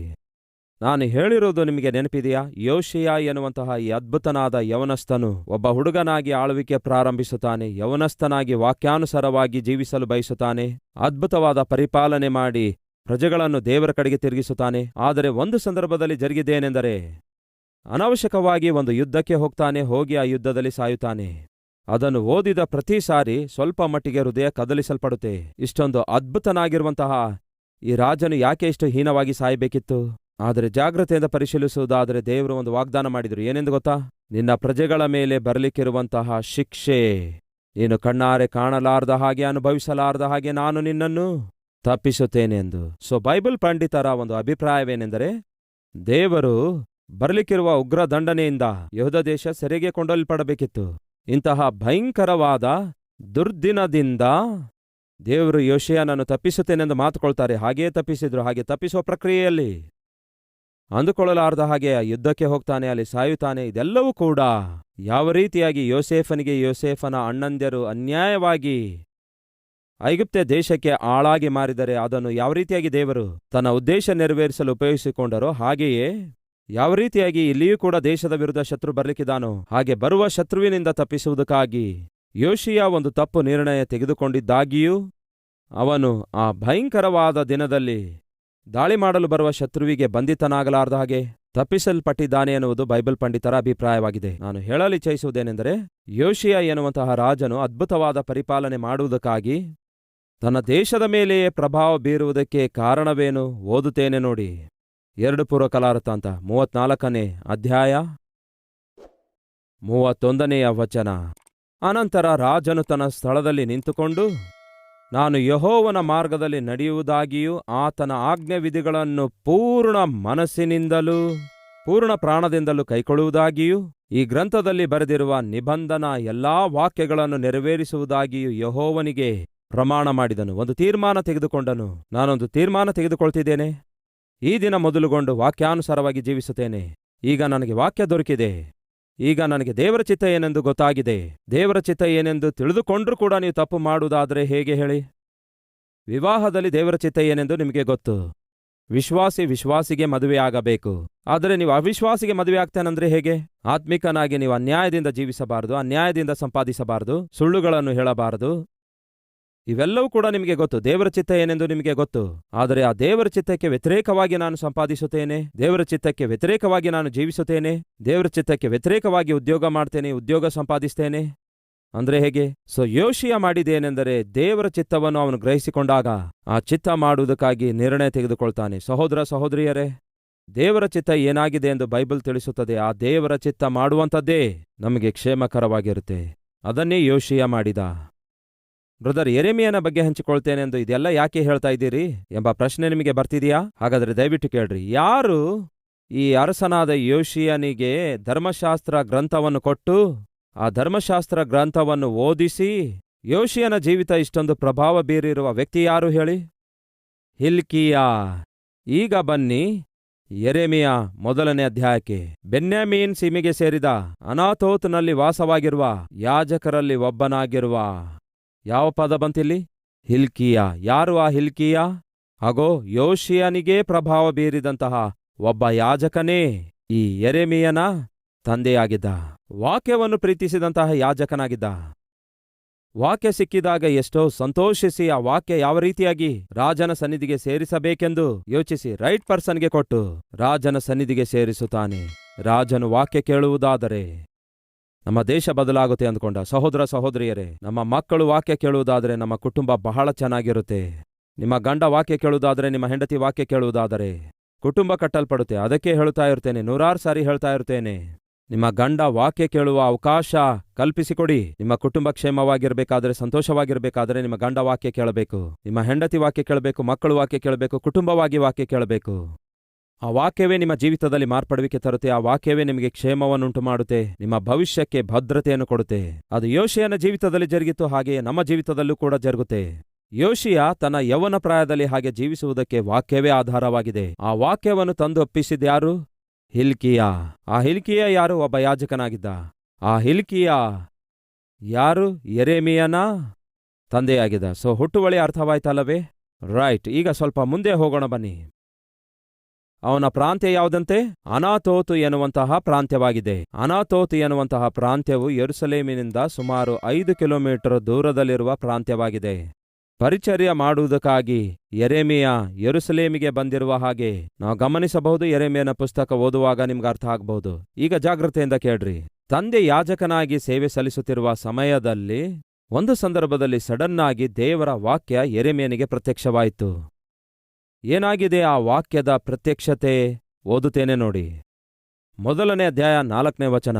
ಯೆಹೋವನ ವಾಕ್ಯವು ನನಗೆ ಪ್ರತ್ಯಕ್ಷವಾಗಿ ಹೇಳಿದ್ದೇನೆಂದರೆ, ನಾನು ನಿನ್ನನ್ನು ಗರ್ಭದಲ್ಲಿ ರೂಪಿಸುವುದಕ್ಕಿಂತ ಮುಂಚೆಯೇ ನಿನ್ನನ್ನು ತಿಳಿದಿದ್ದೇನು. ನೀನು ಗರ್ಭದಿಂದ ಹೊರಗೆ ಬರುವುದಕ್ಕಿಂತ ಮೊದಲೇ ನಿನ್ನನ್ನು ಪ್ರತಿಷ್ಠಿಸಿದ್ದೇನು. ಜನಾಂಗಗಳಿಗೆ ಪ್ರವಾದಿಯನ್ನಾಗಿ ನಾನು ನಿನ್ನನ್ನು ನೇಮಿಸಿದ್ದೇನೆ. ಯೋಷಿಯ ಎಂಬ ರಾಜನು ಪರಿಪಾಲಿಸುವಂತಹ 13ನೆಯ ವರ್ಷದ ಕಾಲದಲ್ಲಿ ಸಂಭವಿಸಿರುವಂತಹ ಸಂಘಟನೆ ಇದಾಗಿದೆ. ಅಂದರೆ ಯೋಷಿಯ ಎಂಬ ರಾಜನು 13 ವರ್ಷಗಳ ಕಾಲದವರೆಗೂ, ಅಂದರೆ ಅವನು ಆಳ್ವಿಕೆ ಮಾಡಿದ 13 ವರ್ಷದ ಕಾಲ, ಅಂದರೆ 13 ವರ್ಷ ಪ್ಲಸ್ 8 ವರ್ಷ = 21 ಇಯರ್ಸ್. ಅಂದರೆ ಯೋಷಿಯ 21 ಇಯರ್ಸ್ನವನಾಗಿದ್ದಾಗ, ಯೆರೆಮೀಯ ಒಬ್ಬ ಹುಡುಗನಾಗಿದ್ದಾಗ ದೇವರ ವಾಕ್ಯ ಪ್ರತ್ಯಕ್ಷವಾಯಿತು. ದೇವರ ವಾಕ್ಯ ಪ್ರತ್ಯಕ್ಷವಾಗಿ, ನೀನು ನಿನ್ನ ತಾಯಿ ಗರ್ಭದಲ್ಲಿ ಪಿಂಡವಾಗಿ ರೂಪಿಸಲ್ಪಡುವುದಕ್ಕಿಂತ ಮುಂಚೆಯೇ ನಾನು ನಿನ್ನನ್ನು ತಿಳಿದುಕೊಂಡಿದ್ದೇನೆ. ನಿನ್ನ ತಾಯಿಯ ಗರ್ಭದಿಂದ ನೀನು ಹೊರಗೆ ಬರುವುದಕ್ಕಿಂತ ಮೊದಲೇ ನಾನು ನಿನ್ನನ್ನು ಪ್ರತಿಷ್ಠಿಸಿದ್ದೇನೆ. ಜನಾಂಗಗಳಿಗೆ ಪ್ರವಾದಿಯನ್ನಾಗಿ ನಿನ್ನನ್ನು ನಾನು ನೇಮಿಸಿದ್ದೇನೆ. ನನ್ನ ಜೀವಿತದಲ್ಲಿ ಕೂಡ ಮೊಟ್ಟ ಮೊದಲ ಬಾರಿಗೆ ನಾನು ಓದಿರುವಂತಹ ವಾಕ್ಯ ಇದೇ ಯೆರೆಮೀಯನ ಪುಸ್ತಕದಲ್ಲಿರುವ 1ನೇ ಅಧ್ಯಾಯದ 4-5 ವಚನ ಆಗಿವೆ. ಇದೇ ನನ್ನ ಜೀವಿತ ಮಾರ್ಪಡಿಸಿದೆ. ನನ್ನ ಜೀವಿತದ ಗಮ್ಯ ಏನೆಂದು, ನನ್ನ ಜೀವಿತದ ಗುರಿ ಏನೆಂದು, ನನ್ನ ಜೀವಿತದ ವಿಷಯದಲ್ಲಿ ದೇವರ ಉದ್ದೇಶ ಏನಾಗಿದೆ ಎಂದು ದೇವರು ತಿಳಿಯಪಡಿಸಿದಂತಹ ಮೊಟ್ಟ ಮೊದಲ ವಚನ ಯೆರೆಮೀಯ 1ನೇ ಅಧ್ಯಾಯ 4 ಮತ್ತು 5ನೇ ವಚನ ಆಗಿವೆ. ನಾನು ಚಿಕ್ಕ ಪ್ರಾಯದಲ್ಲಿ 12 ವರ್ಷ ವಯಸ್ಸಲ್ಲಿ ಪ್ರಭುವೇ ನನ್ನನ್ನು ಮಾರ್ಪಡಿಸು, ಪಾಪಿಷ್ಠನಾದ ನನ್ನನ್ನು ಮಾರ್ಪಡಿಸು ಎಂದು ಪ್ರಾರ್ಥಿಸಿದಾಗ ಯಾವ ಮಂಚದ ಬಳಿಯಲ್ಲಿ ನಾನು ಪ್ರಾರ್ಥಿಸಿದೇನೋ ಅಲ್ಲಿ ಒಂದು ಬೈಬಲ್ ಇತ್ತು. ಆ ಬೈಬಲ್ ಒಂದು ದೊಡ್ಡ ಪುಸ್ತಕ ಆಗಿತ್ತು. ಅದು ಯಾಕೆ ಅಲ್ಲಿತ್ತೆಂದು ನನಗೆ ಗೊತ್ತಿಲ್ಲ.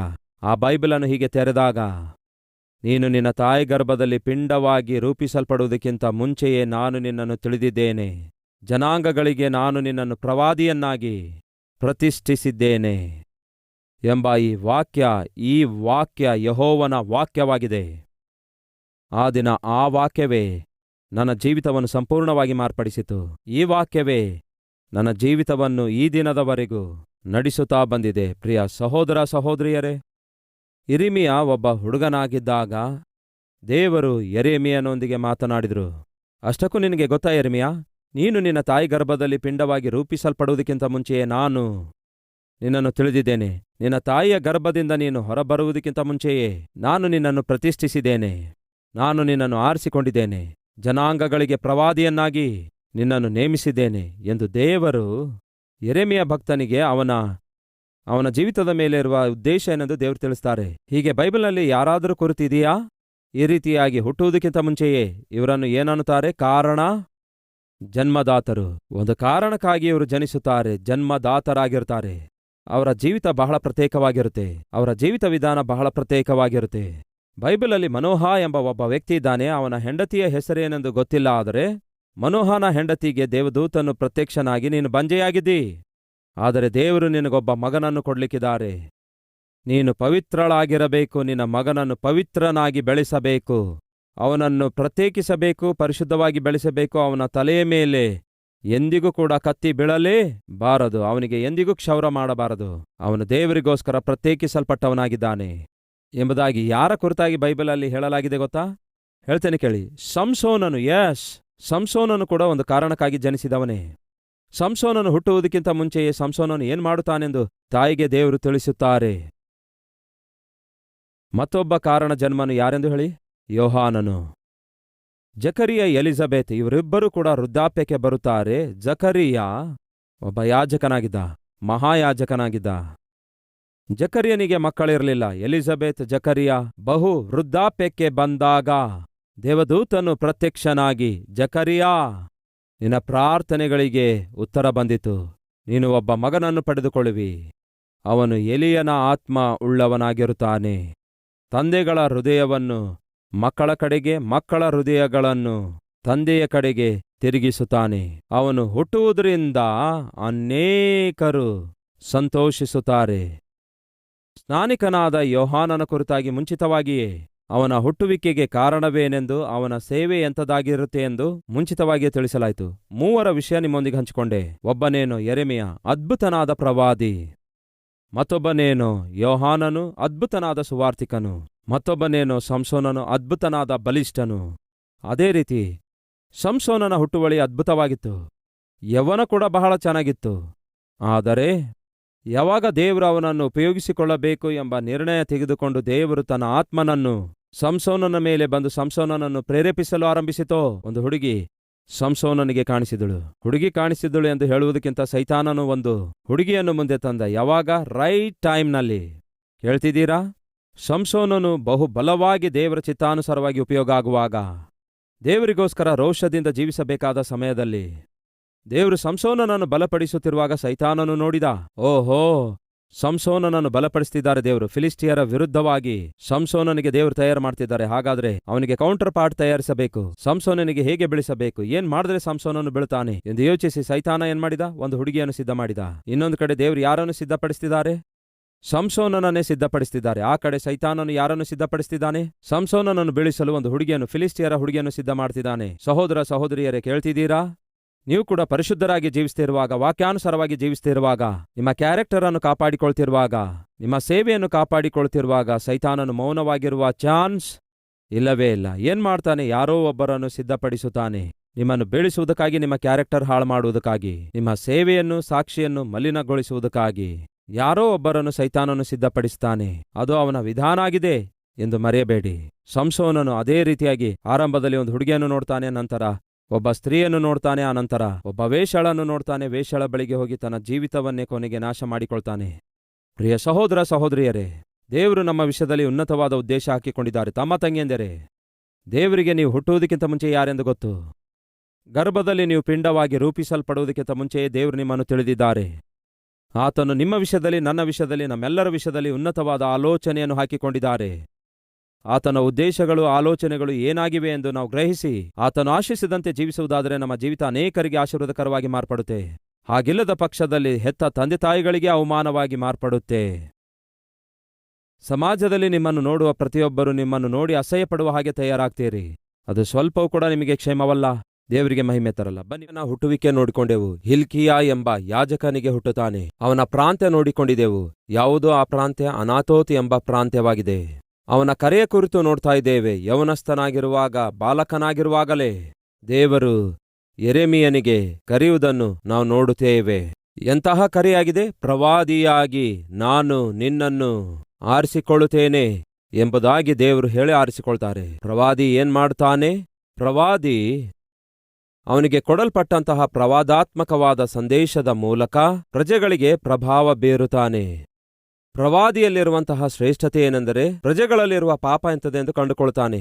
ಸುತ್ತಲಿರುವಂತಹ ಸಮಾಜದಲ್ಲಿ ಯಾವ ಪಾಪವು ಅವರ ಜೀವಿತವನ್ನು ಅಲ್ಲಕಲ್ಲೋಲ ಮಾಡುತ್ತಿದೆಯೋ, ಯಾವ ರೀತಿಯಾಗಿ ಅವರು ದೇವರಿಂದ ದೂರ ಜೀವಿಸ್ತಾ ಇದ್ದಾರೆಂದು ಪ್ರವಾದಿ ಕಂಡುಕೊಳ್ಳುತ್ತಾನೆ. ಪ್ರವಾದಿಗೆ ದೇವರು ಬಯಲುಪಡಿಸುತ್ತಾರೆ. ಹಾಗಾಗಿ ಆ ಪಾಪದ ಕುರಿತು ಪ್ರಕಟಿಸುವುದಕ್ಕಾಗಿ ಪ್ರವಾದಿ ಪ್ರವಾದಾತ್ಮಕವಾದ ಸಂದೇಶವನ್ನು ಕೊಡುತ್ತಾನೆ. ಆ ಸಂದೇಶ ಕೇಳುವಂಥವರಿಗೆ ಗೊತ್ತಾಗುತ್ತೆ, ನಾವು ಮಾಡಿರುವ ಪಾಪದ ಕುರಿತಾಗಿಯೇ ದೇವರು ನಮ್ಮೊಂದಿಗೆ ಮಾತಾಡುತ್ತಿದ್ದಾರೆಂದು, ದೇವರು ಮಾತಾಡಿದ್ದಾರೆಂದು. ಅದಕ್ಕಾಗಿಯೇ ಯೆರೆಮೀಯನಿಗೆ ದೇವರು ಹೇಳ್ತಾರೆ, ಮಗನೇ, ನಾನು ನಿನಗೆ ಪ್ರವಾದಾತ್ಮಕವಾದ ಸೇವೆಯನ್ನು ಕೊಟ್ಟಿದ್ದೇನೆಂದು. ನೀನು ವಾಕ್ಯವನ್ನು ಬೋಧಿಸುತ್ತಿರುವಾಗ ಎದುರುಗಡೆ ಇರುವವರಿಗೆ ಗೊತ್ತಾಗತ್ತೆ ದೇವರೇ ಅವರೊಂದಿಗೆ ಮಾತಾಡ್ತಿದ್ದಾರೆಂದು. ಎದುರುಗಡೆ ಇರುವವರ ಸ್ಥಿತಿ ಎಂಥದೆಂದು ತಿಳಿಯಲಾರದೆಯೇ ನೀನು ವಾಕ್ಯವನ್ನು ಬೋಧಿಸುತ್ತಿರುವಾಗ ಅವನಿಗಿರುವ ಸ್ಥಿತಿಯನ್ನು ನೀನು ತಿಳಿಯಪಡಿಸುತ್ತಿ. ಅವರ ಜೀವಿತದಲ್ಲಿ ಜರುಗಿರುವ ಸಂಘಟನೆ ನೀನು ನೋಡಿದೆಯೋ ಎಂಬಂತೆ ಮಾತನಾಡುತ್ತಿ. ಪ್ರಾಫೆಟಿಕ್ ಪ್ರೀಚಿಂಗ್. ಪ್ರವಾದಿ ಯಾವ ರೀತಿಯಾಗಿ ಇತರರ ಜೀವಿತದಲ್ಲಿ ಏನ್ ಜರುಗುವಂಥದ್ದಾಗಿದೆ ಎಂದು ತಿಳಿಯದಿದ್ದರೂ ಕೂಡ ನನ್ನ ವಾಕ್ಯದ ಶಕ್ತಿಯನ್ನು ಕೊಟ್ಟು ನಿನ್ನ ಮುಖಾಂತರ ಮಾತನಾಡಿಸುತ್ತೇನೋ, ಅದೇ ರೀತಿಯಾಗಿ ನಿನಗೆ ಆ ಶಕ್ತಿಯನ್ನೇ ಕೊಟ್ಟು ಮಾತನಾಡಿಸುತ್ತೇನೆ. That is my gift to you. ನಾನು ನಿನಗೆ ಕೊಟ್ಟ ವರವಾಗಿದೆ. ಈ ದಿನ ಆ ವರ ಎಷ್ಟು ವಾಸ್ತವವಾಗಿದೆ ನೋಡಿ. ಈ ಕಲ್ವರಿ ಸ್ವರ ಕಾರ್ಯಕ್ರಮ ನೀವು ವೀಕ್ಷಿಸುವಾಗ ನಿಮ್ಮ ಜೀವಿತದಲ್ಲಿ ಏನ್ ಜರುಗುತ್ತಾ ಇದೆ ಎಂದು ಸತೀಶ್ ಕುಮಾರ್ ಆದ ನನಗೆ ಗೊತ್ತು. ನಿಮ್ಮ ಮಗನ ಜೀವಿತದಲ್ಲಿ ಏನ್ ಜರುಗುತ್ತಾ ಇದೆ ಎಂದು, ಮಗಳ ಜೀವಿತದಲ್ಲಿ ಏನ್ ಜರುಗುತ್ತಾ ಇದೆ ಎಂದು, ನಿಮ್ಮ ಕುಟುಂಬದಲ್ಲಿ ಏನ್ ಜರುಗುತ್ತಾ ಇದೆ ಎಂದು ನನಗೆ ಗೊತ್ತು. ಆತ್ಮಹತ್ಯೆ ಮಾಡಿಕೊಳ್ತಿರುವಾಗ ನನಗೆ ಗೊತ್ತಾಗುತ್ತದೋ. ಎಷ್ಟೋ ಜನ ಆತ್ಮಹತ್ಯೆ ಮಾಡಿಕೊಳ್ಳಬೇಕಾದಂಥವರು ಆತ್ಮಹತ್ಯೆ ಮಾಡಿಕೊಳ್ಳಲಾರದೆ ಎಷ್ಟೋ ಜನ ಬದುಕಿದ್ದಾರೆ. ಪ್ರಿಯರೇ, ನೀನು ಆತ್ಮಹತ್ಯೆ ಮಾಡಿಕೊಳ್ಳಬೇಕೆಂದು ಬಯಸ್ತಾ ಇದ್ದೀನಿ, ನಿಲ್ಲು. ಆತ್ಮಹತ್ಯೆ ಮಾಡಿಕೊಳ್ಳಬೇಡ, ನೀನು ಬದುಕಬೇಕು. ನಿನ್ನನ್ನು ಬದುಕಿಸುವುದಕ್ಕಾಗಿ ದೇವರು ಸಿದ್ಧನಾಗಿದ್ದಾನೆ. ಆತ್ಮಹತ್ಯೆ ಮಾಡಿಕೊಳ್ಳಬೇಕೆಂದು ವಿಷ ಕೈಯಲ್ಲಿ ಹಿಡ್ಕೊಂಡವರು ಆಶ್ಚರ್ಯಪಟ್ರು. ಇದೇನು? ಅವರು ನೋಡಿರುವಂತೆ ಮಾತಾಡ್ತಾರಲ್ಲವೇ? ಇದು ಸತೀಶ್ ಕುಮಾರ್ ಅವರ ದೊಡ್ಡಸ್ತಿಕೆ ಅಲ್ಲ. ಸತೀಶ್ ಕುಮಾರ್ ಆದ ನನ್ನನ್ನು ದೇವರು ಆರಿಸಿಕೊಂಡು ತನ್ನ ಆತ್ಮನಿಂದ ತುಂಬಿಸಿರುವಂತಹ ದೇವರ ಕೃಪೆಯಾಗಿದೆ, ದೊಡ್ಡಸ್ತಿಕೆಯಾಗಿದೆ. ಆ ದಿನ ದೇವರು ಯೆರೆಮೀಯನಿಗೆ ಹೇಳುತ್ತಾರೆ, ನಾನು ನಿನ್ನ ಬಾಯಿಯಲ್ಲಿ ನನ್ನ ವಾಕ್ಯವನ್ನು ಇಡುತ್ತೇನೆ. ನೀನು ಹೋಗಿ ನಾನು ಪ್ರಕಟಿಸು ಎಂದಿದ್ದನ್ನು ಪ್ರಕಟಿಸಬೇಕು, ಪ್ರವಾದಿಸಬೇಕು ಎಂದಿರುವುದನ್ನು ಪ್ರವಾದಿಸಬೇಕು ಎಂಬುದಾಗಿ ದೇವರು ಯೆರೆಮೀಯನಿಗೆ ಹೇಳುತ್ತಾರೆ. ಹಾಗಾಗಿ ಸಾಧಾರಣವಾಗಿ ಇದ್ದದ್ದನ್ನು ಇದ್ದ ಹಾಗೆ ಹೇಳಿದ್ರೆ ಯಾರಾದರೂ ಬರಗೊಡಿಸ್ತಾರಂತೀರಾ? ಯಾರಾದರೂ ಅಂಥ ವಾಕ್ಯ ಕೇಳುವುದಕ್ಕೆ ಇಷ್ಟಪಡ್ತಾರಂತೀರಾ? ನಾನು ಹೈದರಾಬಾದ್ಗೆ ಬಂದದ್ದು 1991ನಲ್ಲಿ ಬಂದ ನಂತರ ಕಲ್ವರಿ ಯೂತ್ ಮಿಷನ್ ಎನ್ನುವಂತಹ ಸೇವೆ ಸ್ಟಾರ್ಟ್ ಮಾಡಿದೆ. ಆನಂತರ ಯೂತ್ ರಿಟ್ರೀಟ್ ಅನ್ನು ಕೂಡ ಸ್ಟಾರ್ಟ್ ಮಾಡಿದೆ. ಆನಂತರ ಅನೇಕ ಜನರು ನನಗೆ ದೇವರ ವಾಕ್ಯ ಸಾರುವುದಕ್ಕಾಗಿ ಕರೆಯುತ್ತಾ ಇದ್ರು. ಹಾಗೆ ಕರೀತಾ ಇರಬೇಕಾದ್ರೆ ಯಾರೋ ಒಬ್ಬರು ಪರಿಚಯಿಸಬೇಕಲ್ಲವೇ? ನನ್ನ ವಾಕ್ಯ ಕೇಳಿದಂಥವರು, ಈ ವಾಕ್ಯದಲ್ಲಿ ದೇವರ ಶಕ್ತಿ ಇದೆ, ಈ ವಾಕ್ಯ ಕೇಳಿದವರು ಮಾರ್ಪಡ್ತಾ ಇದ್ದಾರೆ, ಅನೇಕ ಜನ ಯೌವನಸ್ಥರು ರಕ್ಷಿಸಲ್ಪಡ್ತಿದ್ದಾರೆ ಎಂಬುದಾಗಿ ಯಾರಾದರೂ ಒಬ್ಬರು ಆ ಸಭೆಯಲ್ಲಿರುವ ಸಭೆಯ ಹಿರಿಯರೊಂದಿಗೆ, ಪಾಸ್ಟರ್ ಅವರೊಂದಿಗೆ ನನ್ನ ಬಗ್ಗೆ ಮಾತಾಡಬೇಕಲ್ಲವೇ? ನಿಮ್ಮಲ್ಲಿ ಯೂತ್ ಮೀಟಿಂಗ್ ಇದೆಯಲ್ಲವೇ? ಸತೀಶ್ ಕುಮಾರ್ ಅವರನ್ನು ಕರೆಸಿರಿ, ಬಹಳ ಚೆನ್ನಾಗಿ ಮಾತಾಡ್ತಾರೆ. ನಿಮಗೆ ವಿಶೇಷ ಚರ್ಚ್ ಆನಿವರ್ಸರಿ ಇದೆಯಲ್ಲವೇ? ಸತೀಶ್ ಕುಮಾರ್ ಅವರನ್ನು ಕರೆಯಿರಿ, ಅವರು ಬಂದ್ರೆ ಖಂಡಿತವಾಗಿ ಕೆಲವು ಆತ್ಮಗಳು ರಕ್ಷಿಸಲ್ಪಡ್ತವೆ ಎಂಬುದಾಗಿ ಪರಿಚಯಿಸ್ತಾರಲ್ಲವೇ? ಅದೇ ರೀತಿ ಪರಿಚಯಿಸ್ತಾ ಇದ್ರು, ನಾನು ವಾಕ್ಯ ಸಾರಲು ಹೋಗ್ತಿದ್ದೆ. ಹಾಗೆ ಅನೇಕ ಸಭೆಗಳಿಗೆ ಹೋಗಿ ವಾಕ್ಯವನ್ನು ಸಾರಿದ ನಂತರ ನನ್ನನ್ನು ಕರೆದೊಯ್ದ ವ್ಯಕ್ತಿಗೂ ಮತ್ತು ಆ ಸಭೆಯ ಹಿರಿಯರಿಗೂ ದೊಡ್ಡ ಜಗಳ ಆಗ್ತಾ ಇತ್ತು. ಆ ಜಗಳ ಆಗಲು ಕಾರಣವೇನೆಂದರೆ, ಸಭಾ ಹಿರಿಯರೆಲ್ಲ ಸೇರಿ, ಏನಯ್ಯ, ನಮ್ಮೆಲ್ಲರಿಗೆ ಬೈಯಬೇಕೆನ್ನುವುದಕ್ಕಾಗಿ ಇವರನ್ನು ನೀನು ಕರೆತಂದಿದೀಯಾ ಎಂದು ಹೇಳ್ತಾ ಇದ್ರು. ಬೈಯೋದೇನು ಅಂದರೆ, ನಮ್ಮ ಜೀವಿತದಲ್ಲಿ ನಾವು ಮಾಡಿರುವ ಪಾಪಿಷ್ಟ ಕಾರ್ಯಗಳೆಲ್ಲ ನೀವು ಈ ರೀತಿಯಾಗಿ ಬಯಲ್ಪಡಿಸ್ತೀರೋ? ಯಾಕೆ ಅವನನ್ನು ಕರೆತಂದ್ರಿ? ಯಾಕೆ ನಮ್ಮ ಸಭೆಯಲ್ಲಿ ಏನೆಲ್ಲ ಕಾರ್ಯ ಜರುಗುತ್ತಾ ಇದೆ ಎಂದು, ಸಭಾ ಹಿರಿಯರಲ್ಲಿ ಯಾರ್ಯಾರು ಏನೇನು ಮಾಡ್ತಿದ್ದಾರೆಂದು, ಯಾರಿಗೆ 2 ಹೆಂಡತಿಯರಿದ್ದಾರೆಂದು, ಯಾರು ದುಡ್ಡು ಕದಿಯುತ್ತಿದ್ದಾರೆಂದು, ಇವೆಲ್ಲದರ ವಿಷಯದಲ್ಲಿ ಅವರಿಗೆ ತಿಳಿಸಿ ನಮ್ಮನ್ನು ಬೈಯುವುದಕ್ಕಾಗಿ ಅವರನ್ನು ಕರೆತರ್ತೀಯ ನೀನು ಎಂದು ಹೀಗೆ ನನ್ನನ್ನು ಕರೆದೊಯ್ದ ವ್ಯಕ್ತಿಯೊಂದಿಗೆ ಜಗಳ ಆಡ್ತಿದ್ರು. ಅವನೇನು, ಅಯ್ಯೋ ನನಗೇನು ಗೊತ್ತಿಲ್ಲ ಅನ್ನುತ್ತಾ ಇದ್ದನು. ನಮ್ಮ ಸಭೆ ವಿಷಯದಲ್ಲಾಗಲಿ ಸಭೆಯ ಸ್ಥಿತಿಯ ವಿಷಯದಲ್ಲಾಗಲಿ ಒಂದು ಮಾತು ಹೇಳಿಲ್ಲ ಅಂದಾಗ, ಬಾಯಿ ಮುಚ್ಚಿ ಏನು ಅನ್ನುತ್ತಾ ಇದ್ದಿ? ಅವ್ರ ಪ್ರಸಂಗ ಸ್ಟಾರ್ಟ್ ಮಾಡಿ ಮುಗಿಸುವ ತನಕ ಎಲ್ಲವೂ ನಮ್ಮ ಸಭೆಯ ಕುರಿತಾಗಿಯೇ ಮಾತಾಡಿದ್ದಾರೆ. ನಮ್ಮ ಸಭೆಯ ರಾಜಕೀಯ ಬಗ್ಗೆ ಮಾತಾಡಿದ್ದಾರೆ. ನಮ್ಮ ಸಭೆಯ ಹಿರಿಯರು ಅಂದರೆ ನಾವೆಲ್ಲರೂ ಮಾಡುತ್ತಿರುವಂತಹ ಕೆಟ್ಟ ಕೆಟ್ಟ ಕಾರ್ಯಗಳೇನೆಂದು ಬಯಲ್ಪಡಿಸಿದ್ದಾರೆ. ನೀವು ಹೇಳದಿದ್ರೆ ಅವ್ರಿಗೆ ಹೇಗೆ ಗೊತ್ತಾಗುತ್ತೆ? ಹಾಗಲ್ಲ, ಅವರ ವಿಶೇಷತೆಯೇ ಅದಾಗಿದೆ. ಅದು ದೇವರ ಮಹಾಕೃಪೆಯಾಗಿದೆ. ಸುಮ್ನಿರಿ, ಏನ್ ಮಾತಾಡ್ತಾ ಇದ್ದೀಯ ನೀನು? ಇನ್ನಷ್ಟೇ ಪ್ರಿಯರೇ, ಮತ್ತೆ ಅವರು ನನ್ನನ್ನು ಕರೆಯುತ್ತಾರೋ? ಮತ್ತೆ ಕರೆಯುತ್ತಾರ ಅಂತೀರಾ? ಏನಾಯ್ತು ಗೊತ್ತಾ? ಹೈದರಾಬಾದ್ಗೆ ನಾನು ಬಂದ ಆರಂಭದಲ್ಲಿ ಚೆನ್ನಾಗಿ ಸಭೆಗಳಿಗೆ ಕರೀತಾ ಇದ್ರು. ಹೋಗ್ತಾ ಇದ್ದೆ. ಅದೇ ಫಸ್ಟು, ಅದೇ ಲಾಸ್ಟು, ಅದೇ ಫಸ್ಟು, ಅದೇ ಲಾಸ್ಟ್. ಮತ್ತೆ ಕರೆದ್ರೆ ಆಣೆ, ಸ್ವಲ್ಪವೂ ಚಾನ್ಸ್ ಇರ್ತಿರ್ಲಿಲ್ಲ. ಅಂತಹ ಅನುಭವ ನಾನು ಹಾದು ಹೋಗಿದ್ದೇನೆ. ಪ್ರಿಯ ಸಹೋದರ ಸಹೋದರಿಯರೇ, ಯೆರೆಮೀಯ ಬಾಯಿ ತೆರೆದ್ರೆ ಸಾಕು ಪಾಪವನ್ನು ಬಯಲ್ಪಡಿಸುತ್ತಿದ್ದ. ಯೆರೆಮೀಯ ಬಾಯಿ ತೆರೆದ್ರೆ ಸಾಕು ಸಮಾಜದಲ್ಲಿ ಜರುಗುತ್ತಿರುವ ಪಾಪವನ್ನು ಕಣ್ಣಾರೆ ಕಂಡಂತೆಯೇ ಮಾತಾಡ್ತಿದ್ದ. ಅದಕ್ಕಾಗಿಯೇ ಅವನು ಪ್ರವಾದಿಸೋದೇ ತಡ. ತಕ್ಷಣವೇ ಜನರು ದಾಳಿ ಮಾಡಿ ಯೆರೆಮೀಯನಿಗೆ ಗಾಯಗೊಳಿಸ್ತಾ ಇದ್ರು, ಯೆರೆಮೀಯನಿಗೆ ಹೊಡಿತಾ ಇದ್ರು. ವಿಚಿತ್ರವೇನೆಂದರೆ, ಯೆರೆಮೀಯ ಸುಮಾರು 40ರಿಂದ 45 ವರ್ಷಗಳವರೆಗೂ ಪ್ರವಾದಿಯಾಗಿ ತನ್ನ ಸೇವೆಯನ್ನು ಮಾಡುತ್ತಾನೆ.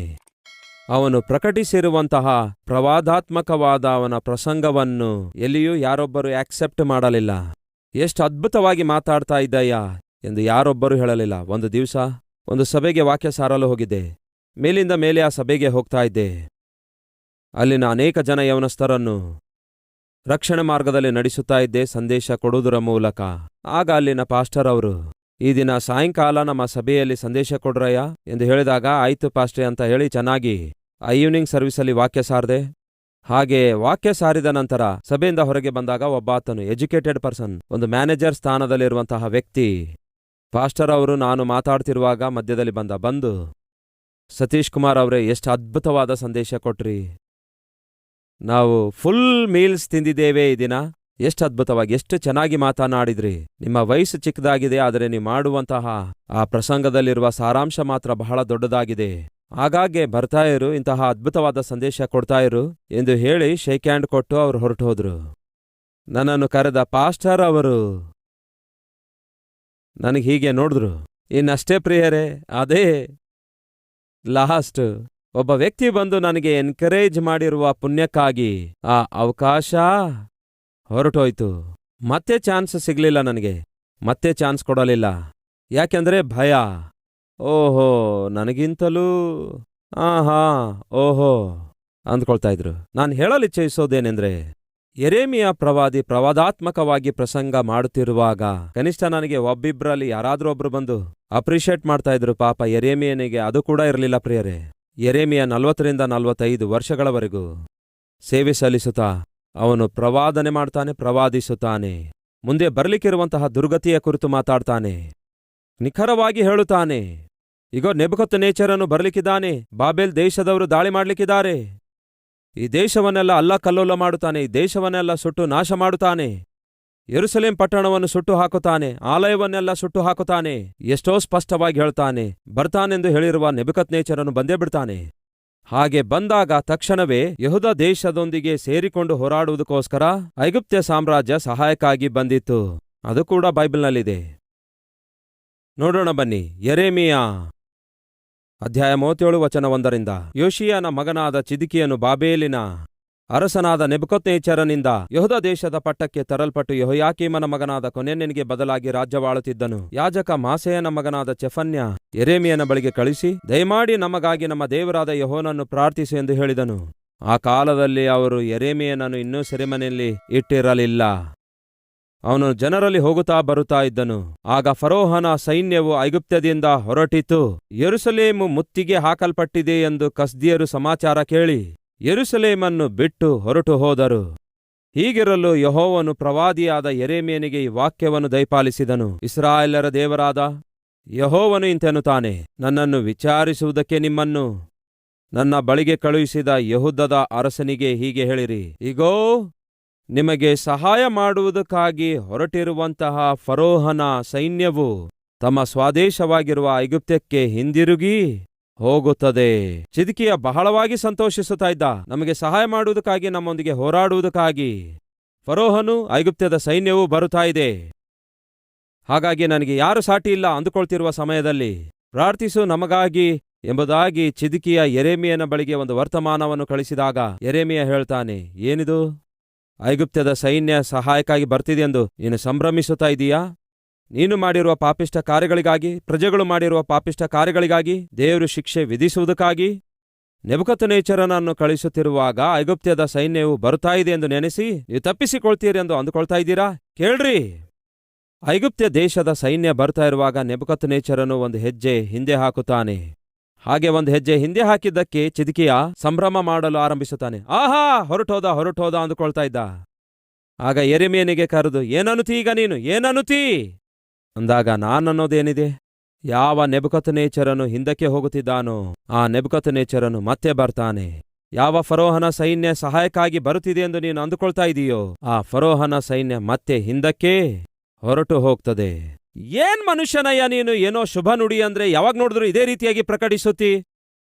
ನಾನು ಮಾಡ್ತಿರುವ ಪ್ರಕಟಣೆ ಜರುಗಲಿಕ್ಕಿರುವುದನ್ನು ನೋಡಿ ಹೇಳ್ತಿದ್ದೇನೆ. ಎಕ್ಸಾಕ್ಟ್ ಆಗಿ ಅದೇ ಜರುಗಿತು ಪ್ರಿಯರೇ. ಫರೋಹನು ಐಗುಪ್ತ್ಯದ ಸೈನ್ಯವು ಬಂದಂತೆಯೇ ತೋರಿಸಿಕೊಂಡ್ರು, ಮತ್ತೆ ಹಿಂದಕ್ಕೆ ಹೋದ್ರು. ನೆಬೂಕದ್ನೆಚ್ಚರನು ಕೂಡ ಏನೋ ಹಿಂದಕ್ಕೆ ಹೋದಂತೆ ಕಾಣಿಸಿದ. ನಂತರ ಆಕಸ್ಮಿಕವಾಗಿ ದಾಳಿ ಮಾಡಿ ಇಡೀ ಯೆಹೂದ ದೇಶವನ್ನು ಅಲ್ಲಕಲ್ಲೋಲ ಮಾಡಿದ. ಯೆರೆಮೀಯ ಎಷ್ಟು ಸಾರಿ ಪ್ರಕಟಿಸಿದರೂ ಕೂಡ ಜನರು ಕೇಳಿ ವಿಧೇಯರಾಗ್ತಾರೇನೋ ಅಂದ್ಕೊಂಡ, ಆದರೆ ಕೇಳಲಿಲ್ಲ ಪ್ರಿಯರೇ.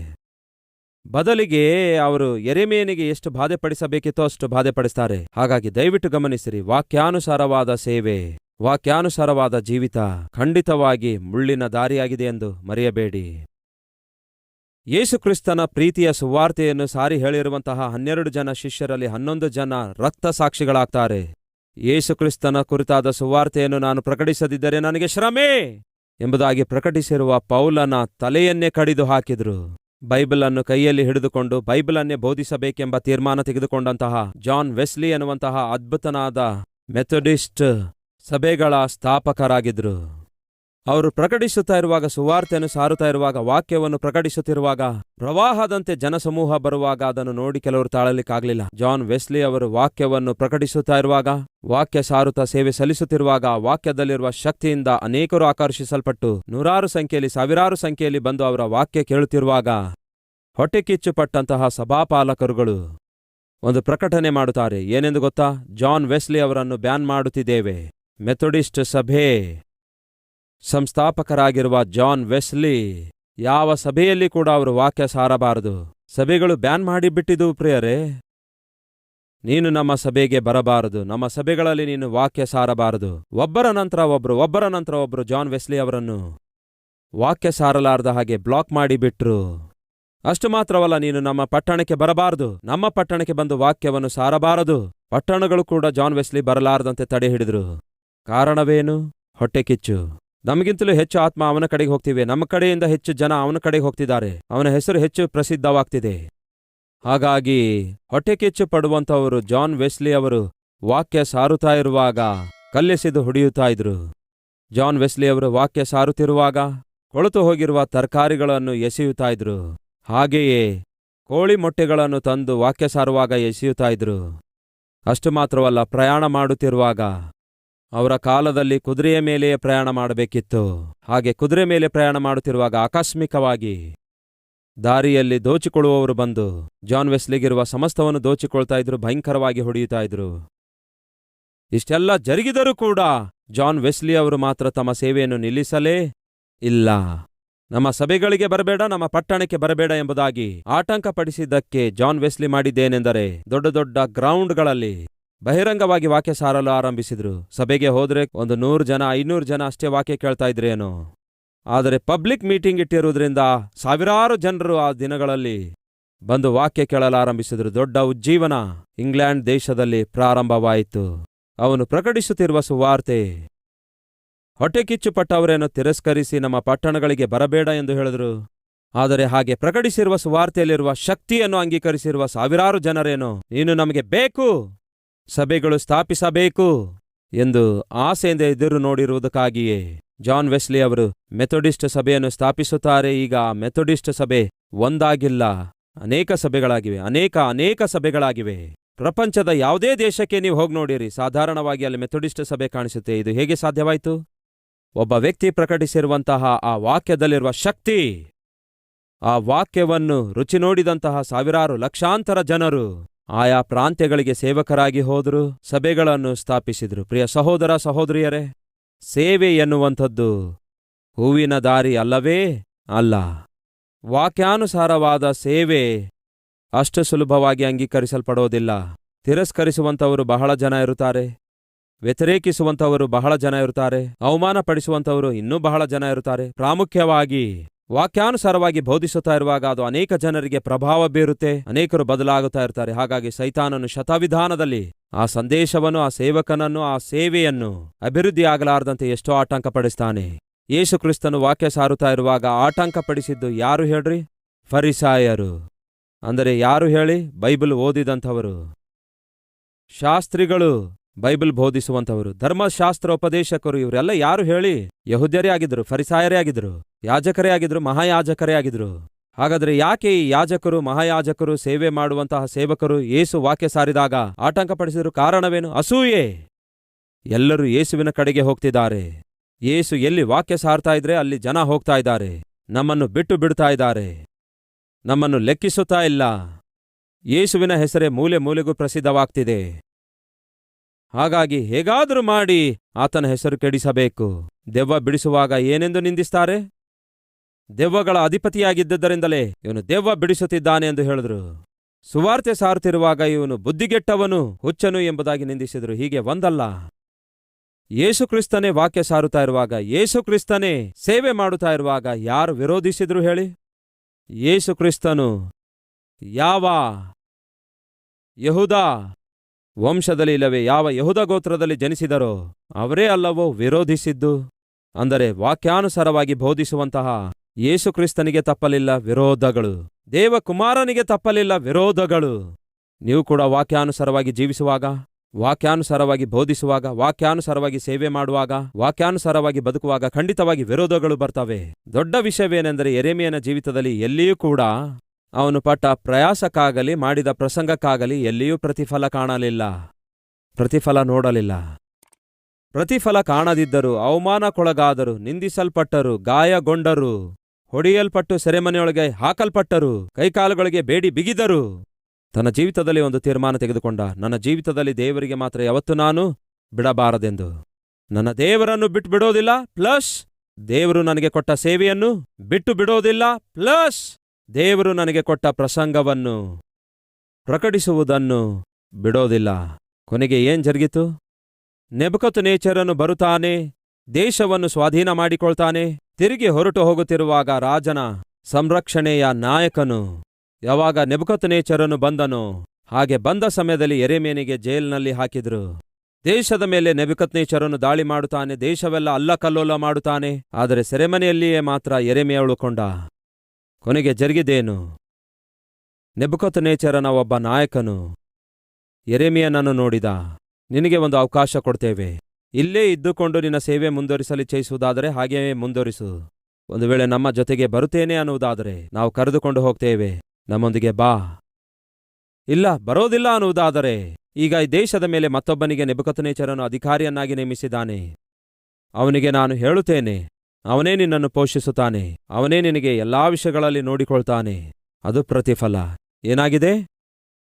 ಪರಿಚರ್ಯಕ್ಕೆ ಪ್ರತಿಫಲ ಆಗಿದೆ. ಇಡೀ ದೇಶವೆಲ್ಲವೂ ಕೂಡ ಅಸ್ತವ್ಯಸ್ತವಾದಾಗ, ಅವನು ಮಾಡಿದ ಪ್ರಸಂಗ ಲಕ್ಷಿಸಲಾರದೆ ಪ್ರಜೆಗಳು ಬಂದಿಗಳಾಗಿ ಕೊಂಡೊಯ್ಯಲ್ಪಟ್ಟಾಗ, ಅವನು ಪ್ರಕಟಿಸಿದ ವಾಕ್ಯವು ನೆರವೇರಿದಾಗ ದೇವರು ಯೆರೆಮೀಯನಿಗೆ ಜ್ಞಾಪಕ ಮಾಡಿಕೊಳ್ತಾರೆ. ಓದೋಣ ಬನ್ನಿ. 40ನೇ ಅಧ್ಯಾಯ 3ನೇ ವಚನ. 37ನೇ ಅಧ್ಯಾಯದಲ್ಲಿ ನೋಡಿದ್ದೇವೆ, ಹಿಂದಿರುಗಿ ಹೋದಂತಹ ನೆಬೂಕದ್ನೆಚ್ಚರನು ಮತ್ತೆ ತಿರುಗಿ ಬರ್ತಾನೆ. ಯೆಹೂದ ದೇಶದ ಸಹಾಯಕ್ಕಾಗಿ ಬಂದ ಐಗುಪ್ತ್ಯದ ಸೈನ್ಯ ಹಿಂದಿರುಗಿ ಹೋಗುತ್ತೆ. ಫಲಿತವಾಗಿ ಯೆಹೂದ ದೇಶವು ಬಂಧಿಸಲ್ಪಡುತ್ತೆ. 40ನೇ ಅಧ್ಯಾಯ 2ನೇ ವಚನದಿಂದ, ರಾಜನ ಕಾವಲು ದಂಡಿನ ಅಧಿಪತಿ, ಅವನ ಬಗ್ಗೆ ಇಲ್ಲಿ ನಾವು ನೋಡ್ತೇವೆ. 3ನೇ ವಚನ, ದೇವರಾದ ಯೆಹೋವನು ಪ್ರಕಟಿಸಿದ್ದಾನಲ್ಲವೇ, ಆತನು ಹೇಳಿದ ಪ್ರಕಾರವೇ ಯೆಹೋವನು ಇದನ್ನು ಬರಮಾಡಿ ತನ್ನ ಮಾತನ್ನು ನೆರವೇರಿಸಿದ್ದಾನೆ. ನೀವು ಯೆಹೋವನ ಧ್ವನಿಗೆ ಕಿವಿಗೊಡದೆ ಆತನಿಗೆ ಪಾಪ ಮಾಡಿದ್ದರಿಂದಲೇ ನಿಮಗೆ ಈ ಗತಿ ಸಂಭವಿಸಿದೆ. ಇಗೋ ಕೇಳು, ಈ ದಿವಸದಲ್ಲಿ ರಾಜನ ಕಾವಲು ದಂಡಿನ ಅಧಿಪತಿಯು ಯೆರೆಮೀಯನಿಗೆ, ಯೆರೆಮೀಯ ಎಲ್ಲಿದ್ದ?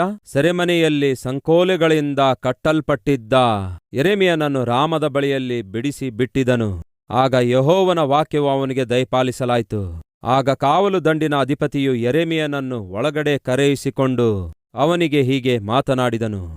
ನಿನ್ನ ದೇವರಾದ ಯೆಹೋವನು ಈ ಸ್ಥಳಕ್ಕೆ ನಾನು ಇಂತಹ ಕೇಡನ್ನು ಮಾಡುವೆನೆಂದು ಪ್ರಕಟಿಸಿದಾರಲ್ಲವೇ, ಆತನು ಅದನ್ನೇ ಬರಮಾಡಿ ತನ್ನ ಮಾತನ್ನು ನೆರವೇರಿಸಿದ್ದಾನೆ. ನೀವು ಯೆಹೋವನಿಗೆ ವಿರುದ್ಧವಾಗಿ ಪಾಪ ಮಾಡಿ ಆತನ ಮಾತಿಗೆ ಕಿವಿಗೊಡಲಿಲ್ಲ. ಅದಕ್ಕೆ ಈ ಗತಿ ನಿಮಗೆ ಸಂಭವಿಸಿತು. ಈಗ ಕೇಳು, ಇಗೋ ನಿನ್ನ ಕೈಗೆ ಹಾಕಿದ ಬೇಡಿಗಳನ್ನು ತೆಗೆದುಹಾಕಿ ನಿನ್ನನ್ನು ಬಿಡಿಸುತ್ತಿದ್ದೇನೆ.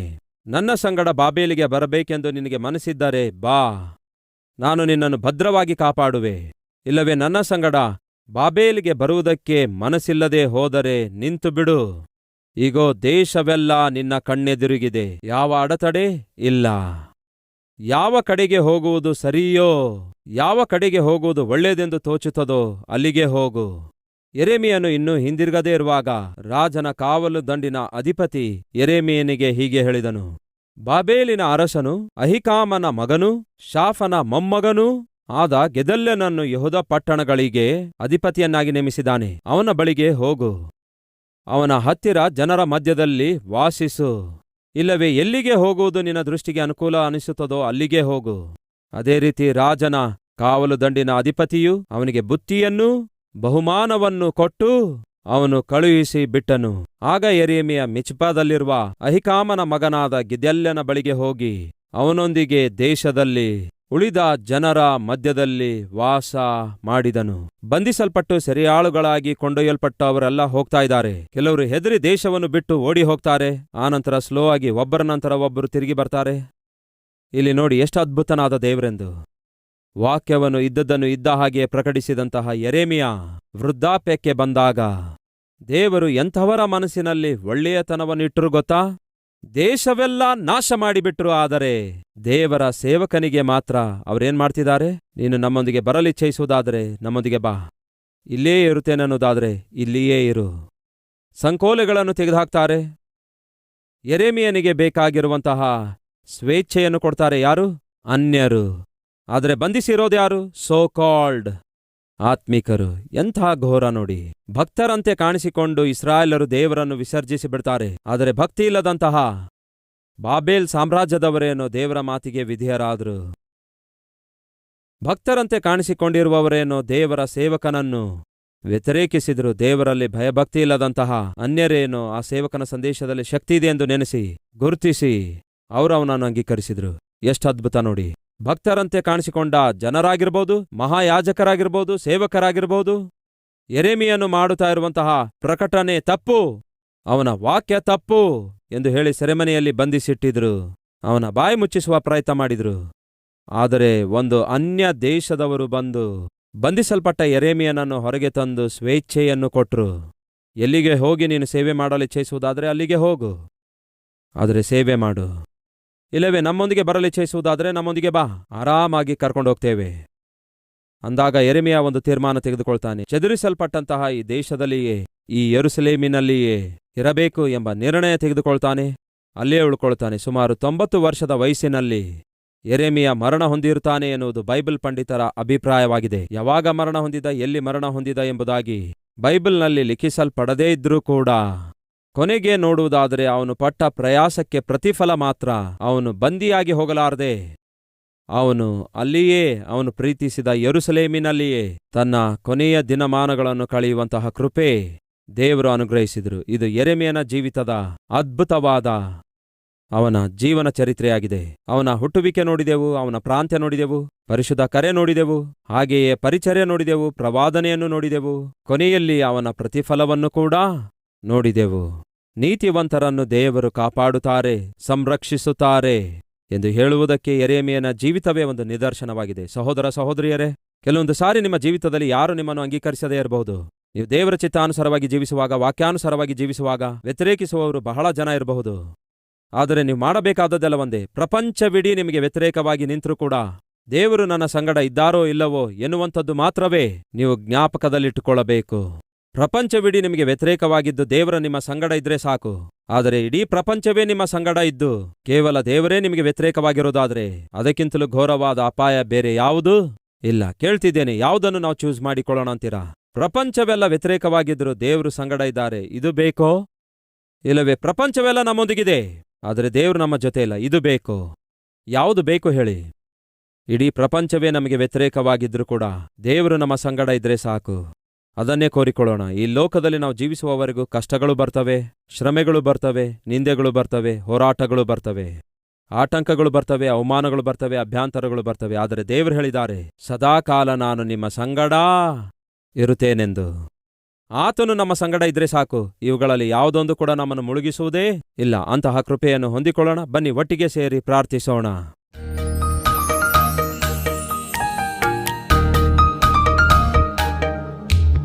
ಮಹಾಪರಿಶುದ್ಧನಾದ ಪ್ರೀತಿಯುಳ್ಳ ತಂದೆಯೇ, ಯೆರೆಮೀಯನ ಜೀವಿತದ ಕುರಿತು ಬಹು ಕುಲಂಕುಷವಾಗಿ ನಮ್ಮೊಂದಿಗೆ ಹಂಚಿಕೊಂಡಿದ್ದಕ್ಕಾಗಿ ನಿಮಗೆ ಸ್ತುತಿ ಸ್ತೋತ್ರ ವಂದನೆಗಳು. ಯೆರೆಮೀಯ ಚಿಕ್ಕ ಪ್ರಾಯದಲ್ಲಿಯೇ ತನ್ನ ಜೀವಿತವನ್ನು ನಿಮಗೆ ಅರ್ಪಿಸಿಕೊಟ್ಟ. ವಿವಾಹ ಮಾಡಿಕೊಳ್ಳಲಿಲ್ಲ. ನೀವು ಕೊಟ್ಟ ಸೇವೆಯೇ ಸಮಸ್ತವೆಂದು ಭಾವಿಸಿಕೊಂಡ. ಹಾಗೆಯೇ ಸೇವೆ ಮಾಡುತ್ತಾ ಮುಂದೆ ಸಾಗಿದ. ಅವನು ನಿಮ್ಮ ಚಿತ್ತಾನುಸಾರವಾಗಿ ವಾಕ್ಯ ಬೋಧಿಸಿ ಸೇವೆ ಮಾಡಿದರೂ ಕೂಡ, ಅಂಗೀಕರಿಸುವವರು ಇಲ್ಲದಿದ್ರೂ ಕೂಡ, ಅರ್ಥ ಮಾಡಿಕೊಳ್ಳುವವರು ಇಲ್ಲದಿದ್ರೂ ಕೂಡ, ಅಪಾಯ ಬಂದರೂ ಕೂಡ, ಆಪತ್ತು ಆವರಿಸಿದ್ರೂ ಕೂಡ, ಸ್ವಲ್ಪವೂ ಹಿಂದೆ ಹೆಜ್ಜೆ ಹಾಕದೆ 40-45 ವರ್ಷಗಳಲ್ಲಿ ಎಲ್ಲಿಯೂ ಕೂಡ ಅವನು ಪಟ್ಟ ಪ್ರಯಾಸಕ್ಕೆ ಮತ್ತು ಪ್ರಕಟಿಸಿದಂತಹ ದೇವರೇ ಪ್ರವಾದಾತ್ಮಕವಾದ ಸಂದೇಶಕ್ಕೆ ಪ್ರಜೆಗಳು ಪ್ರತಿಸ್ಪಂದಿಸದೇ ಇದ್ರೂ ಕೂಡ ಬಾಯಿ ಮುಚ್ಚಿಕೊಂಡು ಅವನು ಸುಮ್ಮನೆ ಕೂತ್ಕೊಳ್ಳಲಿಲ್ಲ. ನಿಮ್ಮ ಚಿತ್ತವನ್ನೇ ಮಾಡುತ್ತಾ, ನಿಮ್ಮ ವಾಕ್ಯವನ್ನೇ ಪ್ರಕಟಿಸುತ್ತಾ ತನ್ನ ಜೀವಿತವನ್ನು ಸಾಗಿಸಿದ. ದೇವರೇ, ನಮ್ಮ ಜೀವಿತದಲ್ಲಿಯೂ ಕೂಡ ಆಟಂಕ ಇರ್ತವೆ, ಅಭ್ಯಂತರ ಇರ್ತವೆ, ಅಪಾಯ ಇರ್ತವೆ, ಅವಮಾನಗಳಿರುತ್ತವೆ. ಹಾಗೆಂದ ಮಾತ್ರಕ್ಕೆ ದೇವರೇ ನಾವು ನಿರಾಶೆ, ನಿರುತ್ಸಾಹಕ್ಕೆ ಒಳಗಾಗಿ ನಿಮ್ಮಿಂದ ದೂರವಾಗಿ ನಾವು ಏನನ್ನು ಕೂಡ ಸಾಧಿಸಲ್ಲ. ಹಾಗಾಗಿ ಯೆರೆಮೀಯ ಯಾವ ರೀತಿ ಕೊನೆಯುಸಿರಿನವರೆಗೂ ನಿಮ್ಮನ್ನೇ ಸೇವಿಸಿ, ನಿಮಗೋಸ್ಕರವೇ ಜೀವಿಸಿ, ನಿಮ್ಮನ್ನೇ ಪ್ರಕಟಿಸಿದನು, ಯಾವ ರೀತಿ ನೀವು ಕೊಟ್ಟ ಸೇವೆಯನ್ನು ಮುಂದೆ ಸಾಗಿಸಿ ಕೊನೆಗಾಣಿಸಿದನೋ ಅಂತಹ ಕೃಪೆ ನಮ್ಮೆಲ್ಲರಿಗೂ ದಯಪಾಲಿಸಿರೆಂದು ಯೇಸುವಿನ ನಾಮದಲ್ಲಿ ಬೇಡಿ ಹೊಂದಿದ್ದೇವೆ ತಂದೆಯೇ. ಆಮೆನ್.